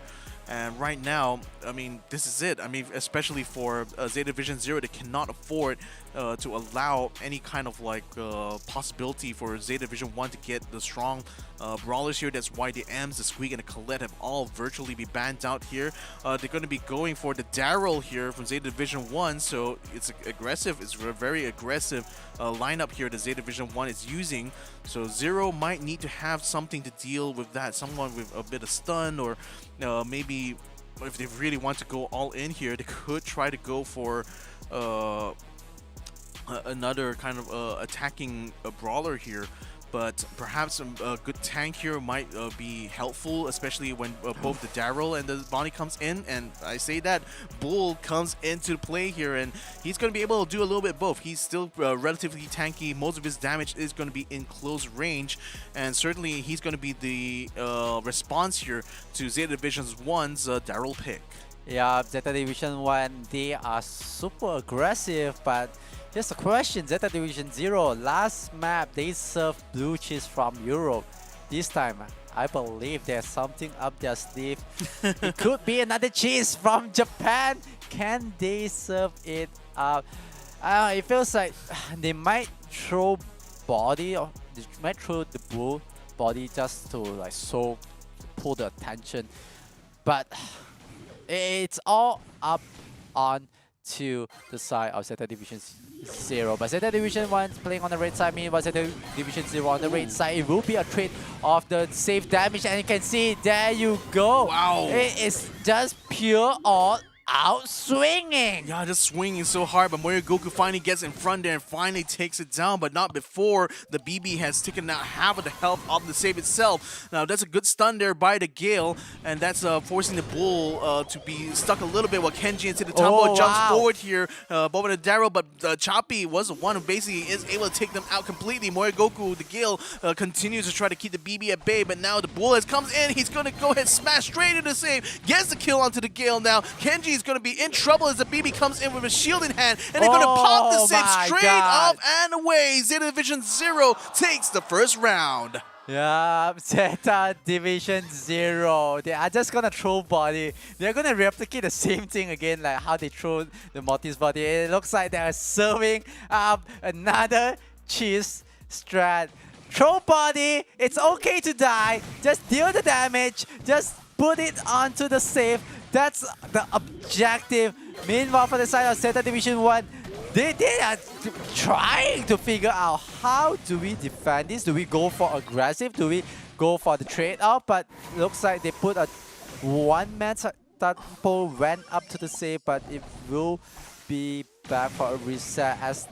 Oh, wow, the damage. Yeah, the damage isn't so great. Bull yet again pulls, breaks the wall one more time, getting on the save, but this time both Moira G and Kenji were in place in order to take out the Bull. So not too much damage done this time around. In fact, it's quite even for both of these teams right now. But Siddhartampo dives straight in onto the save right now, forcing the hand of the Crow right now to try to get him out at the same time. Kenji is just putting the hurt on the BB, gets a shot done, gets the super, jumps straight on the save now. It's going to be trading damage though, as the other squad has already reached down to the save as well. But fortunately, the Bull is going to be forced back here by Mori Goku and Siddhartampo. Moving up forward here is still Zeta Division 0 having the weaker save here. 31% is taking damage right now up on the top there. So the Bull desperately dives down here. They're going to try to trade save, but are they going to be quick enough though? Bringing the damage down. 1%, 1% there, and he did finally get the last hit. As Siddhartampo wins it here. Zeta Division 1 makes it a 1-for-1 here in this round. Oh my god, we have seen so much save race today. This is our second save race or the third one? Oh, it's too much to count, honestly. Yeah, it's too much to count, but can Zeta Division 1 closing off or Zeta Division 0 tie things off and force everything to the 5th set? And it's all up to this match. This is 2 minutes 10 seconds left. Zeta Division 1 on the blue side, meanwhile Zeta Division 0 on the red side. It will be close, but the damage coming in onto Zeta Division 1 save. It has been so much, but a Choppy will be able to take down one. It will be a reset from both sides as they will be able to try to go put more damage, but Zeta Division 0 will have the advantage on hand. Yeah, look at the amount of damage though he's able to do. The BB is onto the save, but in the meantime though, they were able to take out the Kenji. Now Moyo Goku faces a bit of trouble as the Bull tries to move in for another cheese here, but it looks like the platter wasn't quite served well. Maybe they need a little bit more down, maybe a little bit of feta on the side here, or maybe some more mozzarella and cheddar here, because we're going to go for the main favorites as BB closes our distance onto the safe. Now thinking about going for the shot, the shield is not enough though to defend the amount of damage Moyo Goku was able to put through, while Kenji Sidatampo tries to keep some control and try to keep that Bull under check.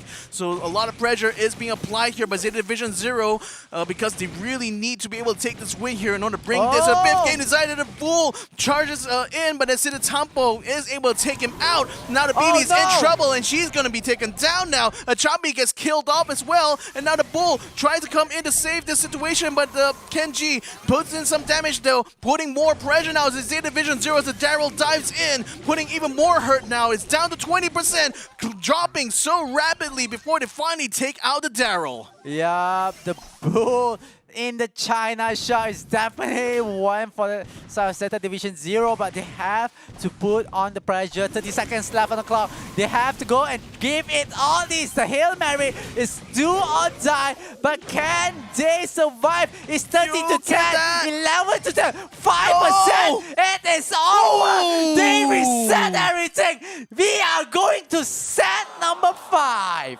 Wow, amazing there from Zeta Division 0. Back from the brink, even though they weren't able to deal as much damage compared to Division 1, it was still the tactics involved there. Bringing out the Bull, bringing out the BB there, really threw Division 1 into a loop, and I have to say that cheese is getting very, very tasty by the minute here. Yeah, tasty indeed for Zeta Division 0. But for Zeta Division 1, it's gonna be funky. It's gonna be something that they do not like to have. And it's like they are complaining about it. And they are forced into set number 5. They have to resolve this. They have to, you know, make do with what cheese that is being pulled out by Zeta Division 0. Now here's a question. Zeta Tampo had played with Chappie, had played with some of the players from the side of Zeta Division 0. Is it just based on the experience of what Zeta Division 0 has? They are able to read outside Tampos, because Zeta Tampo, he is playing on Zeta Division 1 with two different players that he played with. He don't really play with them much compared to how he used to play with Achapi. But is it just because of pure experience and understanding of the gameplay and understanding especially of teammates? I think it's more about being used to the tempo that the Achapi and the rest of Zeta Division 0 will play at, because naturally when you're teammates, right, you're not necessarily thinking about in a very kind of objective way, you know, what are the strengths, what are the weaknesses of each of your team members. It's more about how that cohesion really works as a team. So I think the advantage that Zeta Tampo might have on his end as far as like the knowledge goes is just knowing what is going to be the style of play that his former teammates would usually bring to the table, and just knowing how that kind of like how that plays into the decision making can go kind of a long way to determining what would be the best way for them to counteract it, you see. So again, the experience definitely does help, and I think like in the case of like Zeta Division here, you know, both of the teams literally compare their own performances to each other, so naturally I feel that there's a lot more deeper intimate knowledge of each other's team just because of that alone, you know, that certainly can add on to whatever experiences these players would have had playing together in the past. Definitely, but right now it's all reset.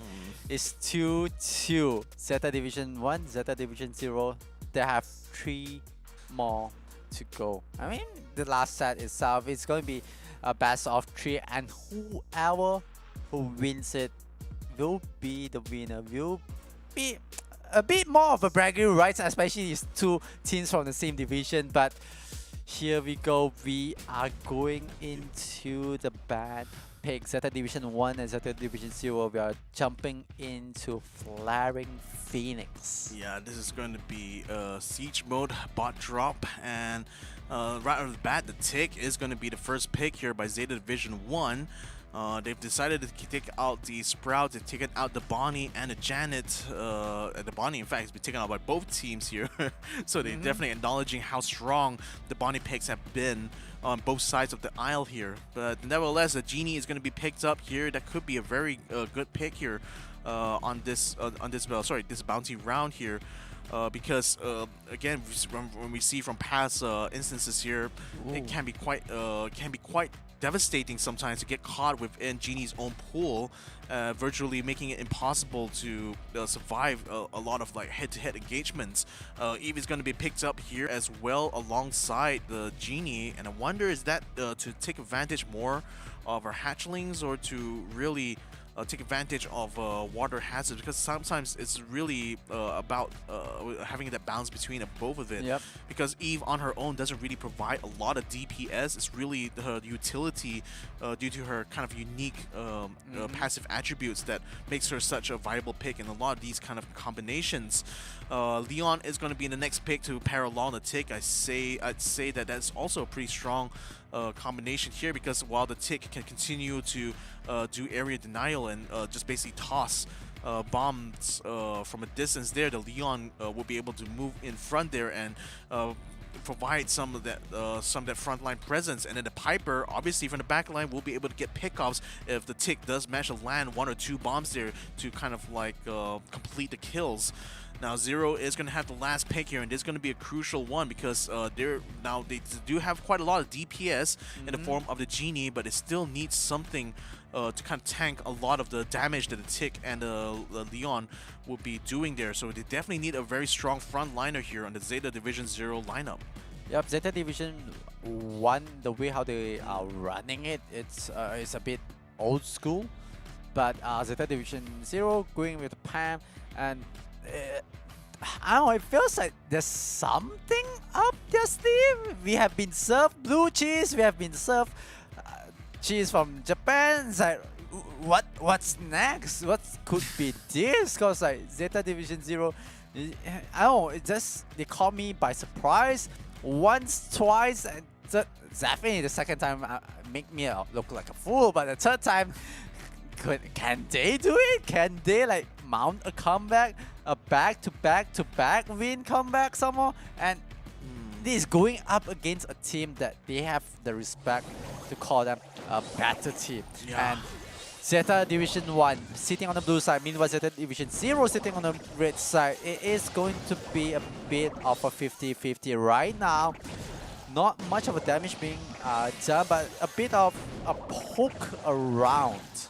Yeah, just mostly trading damage there. I mean, the Pam was going to be the perfect pick, I have to say, that the Zeta Division 0 needed. A frontliner who can tank most of the damage that comes from the Tick there. So that's naturally why the Tick of Kenji is just so focused on this Pam right now, because they know that by zoning her out, that opens up more opportunities for them to get some good shots onto the Eve. But nevertheless, though, there's only maybe 1 or 2 water hazards here. So again, I just wonder whether or not the Eve pick is really going to be a good viable one here for Zeta Division 0. But nevertheless, Poison Cloud is closing in now. The pressure is mounting, especially on the Pam. She's going to be the first one to get picked up right now, and Kenji now moving for the kill once more, and unfortunately traces his life for the Genie. It's going to be 1v1, but then it looks like one is out on the Poison Cloud. It's going to be the Eve, unfortunately, as she dies in the cloud. So the first round will be won by Zeta Division 1. Yup, Zeta Division 1 sitting in a very comfortable lead by 1, but it just feels like the game plan coming from Zeta Division 0, they wanted to go for a bit more of a slightly upfront mid-range game style. Meanwhile, Zeta Division 1, they are playing a bit further out, but they do have Moya Goku just in case of whatsoever happened. The Leon is able to go for a much more close-up fight. So you do see a balance in Zeta Division 1, but Zeta Division 0, they kind of address that, okay, we have the long range fight, but the moment they go into the mid range, they come into a in a cone where it's going to be dangerous. And you can see how Pam got zoned out, was forced out into the poison cloud, and then it's like one by one it just falls and everything crumbles, and I think that's how the cookie crumbles. Yeah, the thing is that Tick's kind of shots can't be followed up too well, and the Poison Cloud comes in yet again to add some extra pressure. It's now crowd around there. Timney trying to hold their own. Unfortunately, Jean is going to be the first one to fall. The Pam is still able to hold her own, gets a couple of kills of her own, and they do get the Leon as well. So it's going to be a reset a little bit, as it's going to be 1-1, Zeta Division 1 versus Zeta Division 0. Yeah, 1-1. This is a reset, so whoever gets this will get the first point on the block for that. But Zeta Division 1, they have to rethink about their approach. Meanwhile, Zeta Division 0 feels like what they have changed, they can do again. They can play for the late game when the Cloud Poison comes in onto them. But they have to be a bit careful for the side of Zeta Division 1 if they want to win this game, and definitely the matchup itself. They have to understand the timing and the respect that they have to give to Pam. Ooh, that's going to be a good kill, though. They picked up a choppy thanks to Sida Tombo's good shot there alongside the Tick. So this was exactly the kind of pickup they wanted. Now they're going to try to avalanche forward here as the Poison Cloud forces Leon into a corner.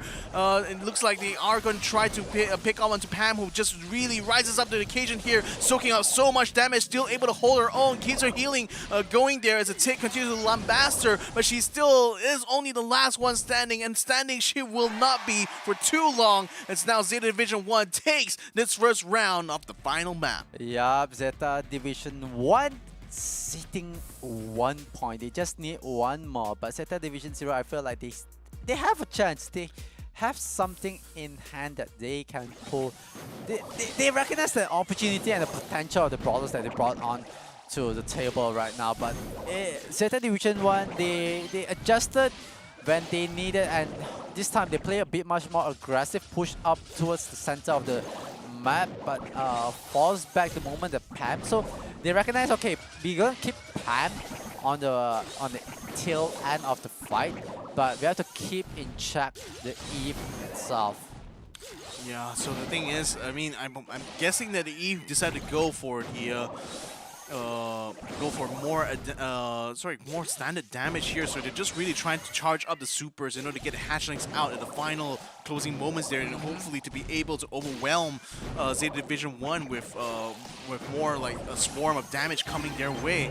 But the thing is, they're going to be unleashing a Lollipop Drop, and that's going to keep them hidden inside the zone there for now, where Goku is going to get popped up here as well. And unfortunately, Kenji is going to be the first one to fall as Poison Cloud continues to creep in onto them. Looks like they will be able to take down another inform where Goku's hit a Tomboy and Choppy go 1v1, but it's still going to be a Choppy to Eve, who somehow survives that final encounter and stays the first point here for Zeta Division 1.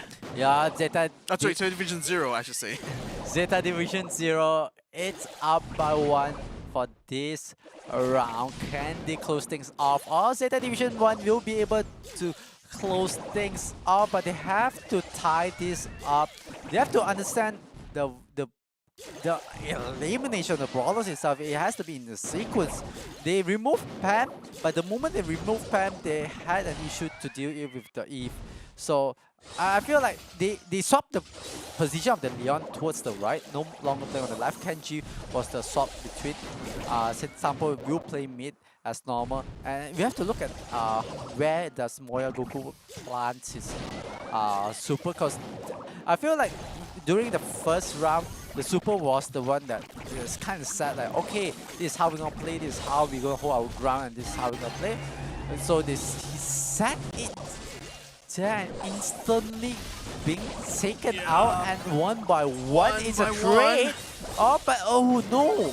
swarming through there. Kenji, last one standing. This did not work out well at all for Zeta Division 1 because even though they tried to be a little bit more patient in dealing with the Pam, I feel that didn't allow them to charge up the supers as quickly as they needed to. So by the time the Poison Cloud set in, they were kind of in desperate mode to try to regain control over the fight, and in that kind of confusion, that was where Zero was just able to overwhelm them just by sheer having like a higher health pool thanks to the Pam being in the mix. Yeah, it feels like Zeta Division 1 is in a very disorientated position. Like they try to adjust everything. Now look at this. They put the Leon on towards the right. They rotated Tompo to the left this time. Kenji playing in the middle. They are trying something new. It's not wrong for them to try because this is the last match, the last round. Who wins 2 times, they are the winner. Oh, they managed to pop off the Pam though, so it looks like it might be pressure time for both the Eve as well as the Genie. But for now, Morio Goku, Kenji, and Sita Tampo, they're still keeping the health pool pretty high now. And they're just waiting for the Poison Cloud to come in, and it's already starting setting on the side. The Choppy, unfortunately, jumps into Sita Tampo's arms, and now the Genie is trying to wrap around from the back here to get a kill onto the Piper, hopefully. But now it's finding himself completely trapped here as they will send the bombs in. The Poison Cloud finishes him off as well, but I think it's Kenji who still gets credited with the kill. So this first point goes to Zeta Division 1. Yeah, Zeta Division 1 needs this. Meanwhile, Zeta Division 0 needs to tie things off. This could be the end. Who knows? We have to find out. The push comes in. It feels like Zeta Division 1, they have a strategy. They're gonna play it as this way on the left hand side, but ooh, Leon pops out the super slightly early. The lollipop drop is set down, so that's going to keep Kenji and City Temple invisible. As long as they stay inside the zone, Kenji uses this opportunity to keep the Eve and the Genie the Eve and the Pam zoned out here. So that's allowing them to keep some good control over the center of the map. Now Chabi tries to move up, takes a lot of damage being soaked up from his end, while the the Genie tries to move forward here to try to take advantage of Warrior Goku on that Leon. But for now, though, it looks like they're going to be contained a little bit because now this Poison Cloud is coming in. That's going to force another lollipop drop here from the Leon as they try to pile in all the damage onto the Pam. She soaks it up like a pro right now, but the health is too low. And unfortunately, Genie, it will fall, and the Pam will get taken out. Zeta Division 1 takes the round, takes the map, and secures their slot in Group A. Yeah, Zeta Division 1.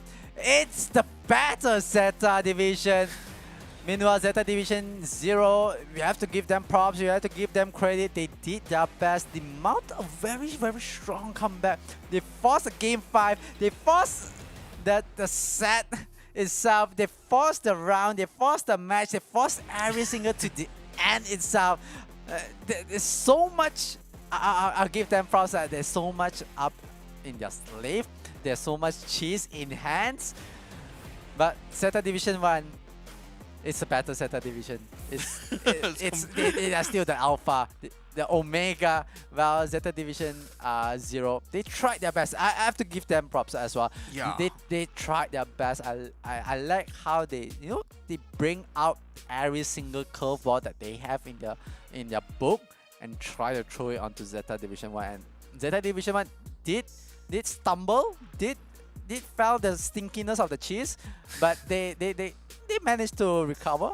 Yeah, they recovered pretty well, but I have to say that really speaks to the strength of Zeta Division 1 in this case, though, because really I would say they were overall very, very solid games being played from their part, and the reasons why Zeta Division 0 was able to win was either a combination of cheese and luck, and in those kind of situations it's really down to you as a player actually physically behind the controls. These are very risky strategies that normally will not kind of fly in situations like these, but naturally though, them being able to secure that slot means that the Zeta Division 1 maintains the first spot here as far as the qualified teams are concerned. There's going to be another slot available, but that's only going to be for whoever wins out in the elimination match though. So that's the top 2 slots, the first of the top 2 slots already filled up for Group A. There's only one more slot left, and Zeta Division 0, they're just going to have to fight it out in that elimination game. Yeah, definitely Zeta Division 0. They have to figure a way to fight it out. But let's take a look at today where the whole journey starts and Zeta Division 1 managed to go for 3-1 onto Fluffy. Meanwhile, Zeta Division 0 managed to go 3-0 on Winter. And they both of them move on. We just concluded the match. Zeta Division 1 win by 3-2 against Zeta Division 0. That leaves us Fluffy to go up against Winter, and then Zeta Division 0 will face up against the winner of the between Fluffy and Winter, and then that's gonna set who is able to move on to the second. And I feel like Zeta Division 0, they really want, they are so close to there, and they definitely want to be in the top 4 with their own sister team, which is Zeta Division 1. Yeah, so in any case though, this is going to be a really good series of games we've seen all throughout the day here, I have to say. So let's go ahead and recap a little bit on this upper bracket final. We first started off in Canal Grande. Very interesting map here. It forces a lot of left to right battles here. Yep. And in the end, Zeta Division 0 forced the hand of Zeta Division 1 too many times there.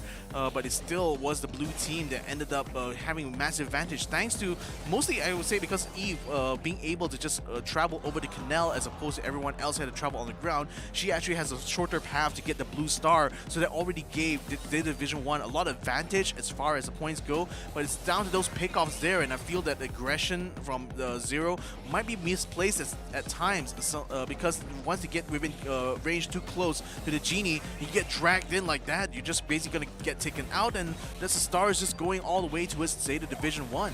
Yeah, just looking at how Zeta Division 0 play, they play a bit more of a reactive gameplay. Just looking once again, but we are going to hot zone split and stuff, and this time it's slightly different. The way how Zeta Division 1 dissected the whole game is they had a record, so I was talking about early on they play on the left side, later on they play on the right side, but they try to rectify the issue that they have with a Chapi. They have a lot of understanding of how they want to play with the whole hot zone and stuff, and the rest is history. The rest, we have seen how Zeta Division 0, they gave their best, but Zeta Division 1 was the better team. They were able to hold on to the last second and able to turn things around and give them the win that they need. Yeah, the thing is that, yeah, Zero Division 1 definitely shows themselves to be a lot more solid all through and through, because like you can definitely see that Zero at times would have either picks that kind of work against them, or sometimes, especially in those early couple of games now, having kind of looked at and review, just feels like Zero was just giving up a lot of space really to Zeta Division 1, and I'm not sure if that's just kind of like to respect kind of like the abilities that goes in hand for Zeta Division 1, or maybe that might be out of fear they would get caught out, especially in lineups where it had the genie in the mix, right?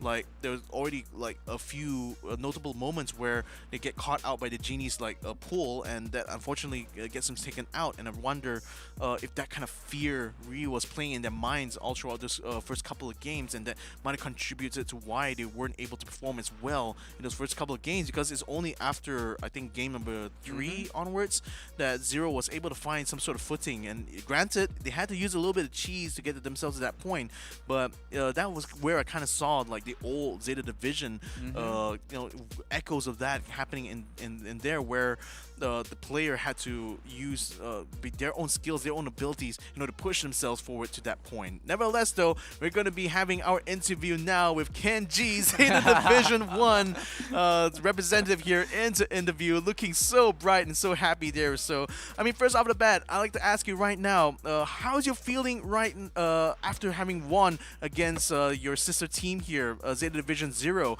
Tell us, what is your emotions at this point? まずはおめでとうございます。ありがとうございます。はい、ゼータディビジョン、ごめんなさい、ゼータディビジョン0にこう勝利して今お気持ちのほどいかがでしょうか。はい、まあシンプルにオフライン大会に出場が決定したんで嬉しいです。Yeah, so I'm just simply happy that I'm able to go to the offline event. So yeah, I would just like to ask kind of like a slightly deeper question. So I did ask early on to Zeta Division Zero how the pressure of having a team, another team inside the organization to play against here in these kind of competitions affected them, and they seem to rate you guys very, very highly. What do you think Zeta Division 1 has that has been a key strength amongst you guys that given you guys so much confidence in taking these kind of matchups? はい、この質問はゼータディビジョン0の方たちにも聞いた質問なんですけれども、こうやっぱり、同じゼータディビジョンでも2つのチームに分かれている中、いろんなプレッシャーなり、お気持ちがあると思うんですけれども、そんな中でこう、ゼータディビジョン1が輝く力といいますか、その一番こうゼータディビジョン1として輝ける何かポイントとかありますか？輝けるポイントですか？そうですね、こう強くなるポイントって言いますか。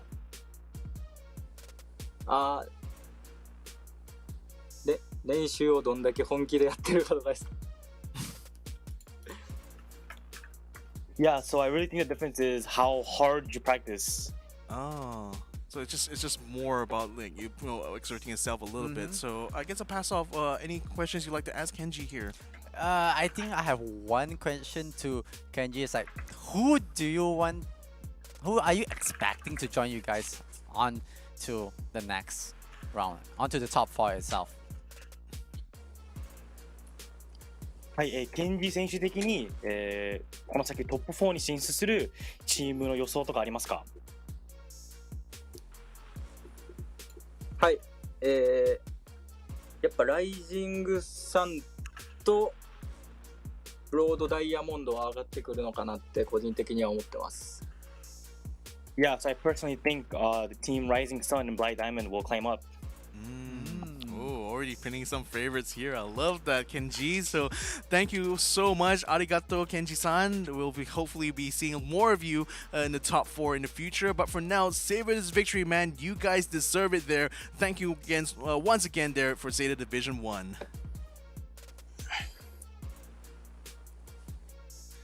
All right. Wow. So, yeah. I really love that. I mean, Kenji, of course, looking so bright and bubbly there. I mean, you can clearly tell he was just enjoying this moment right here. I mean, defeated not only all the teams here in this, all the challengers that came up to him in group number A, but the fact that he's also able to overcome his own sister team, thereby confirming himself and his team as like the best of the 2 Zeta Division squads. I mean, that just brings a little bit of a warmth in my heart there.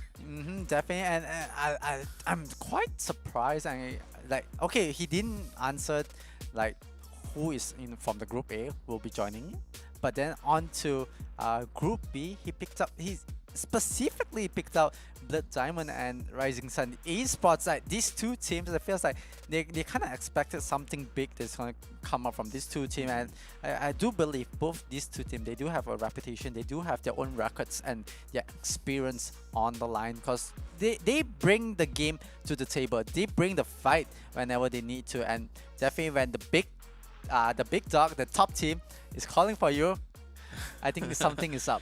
I mean, this just shows that they recognize the threat coming in from Group B. So I can't wait to see how things will turn up when we see Group B come into the mix, though. But for now, in Group A, we have to welcome and congratulate once again the winner here, Zeta Division 1. They've already confirmed this slot. They're going to be coming into the top 4 in the challenge finals, and who knows how that is going to turn out, isn't it? So nevertheless, though, this has been the Snapdragon Pro Series brought to you by Snapdragon Elite Gaming as well as Monster Energy. Hope you guys had enjoyed the show so far. My name is Victor Cax. Joining me here is Uwe the Magical. This has been Brawl Stars here, the Snapdragon Elite Gaming. We'll see you guys in the next one.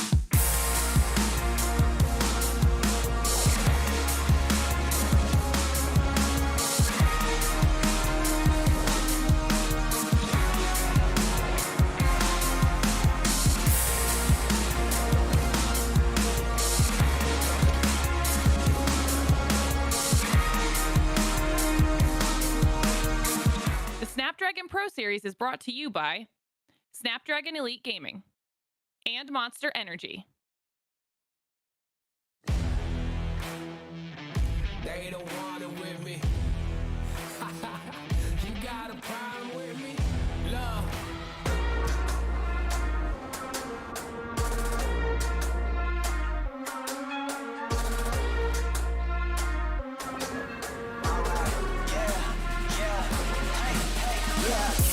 Won't stop going till a player on top know it. Rooftop, penthouse, suite. If you really want it, gotta own it. Fight through it, we was at the lowest. Blood, sweat, tears, the components. Riding all year, now's the moment. We are not friends, we are opponents. Yeah, I'm coming for mine. Yeah, I'm making a play, the game on the line. Yeah, I've been on the grind. Yeah, I jump in the spot, I made it my time. Yeah, look in the sky. Yeah, the stars align, no shade to shine. Can't stop it already. Emotional work and devotion, we put in this time. Look, you won't stop.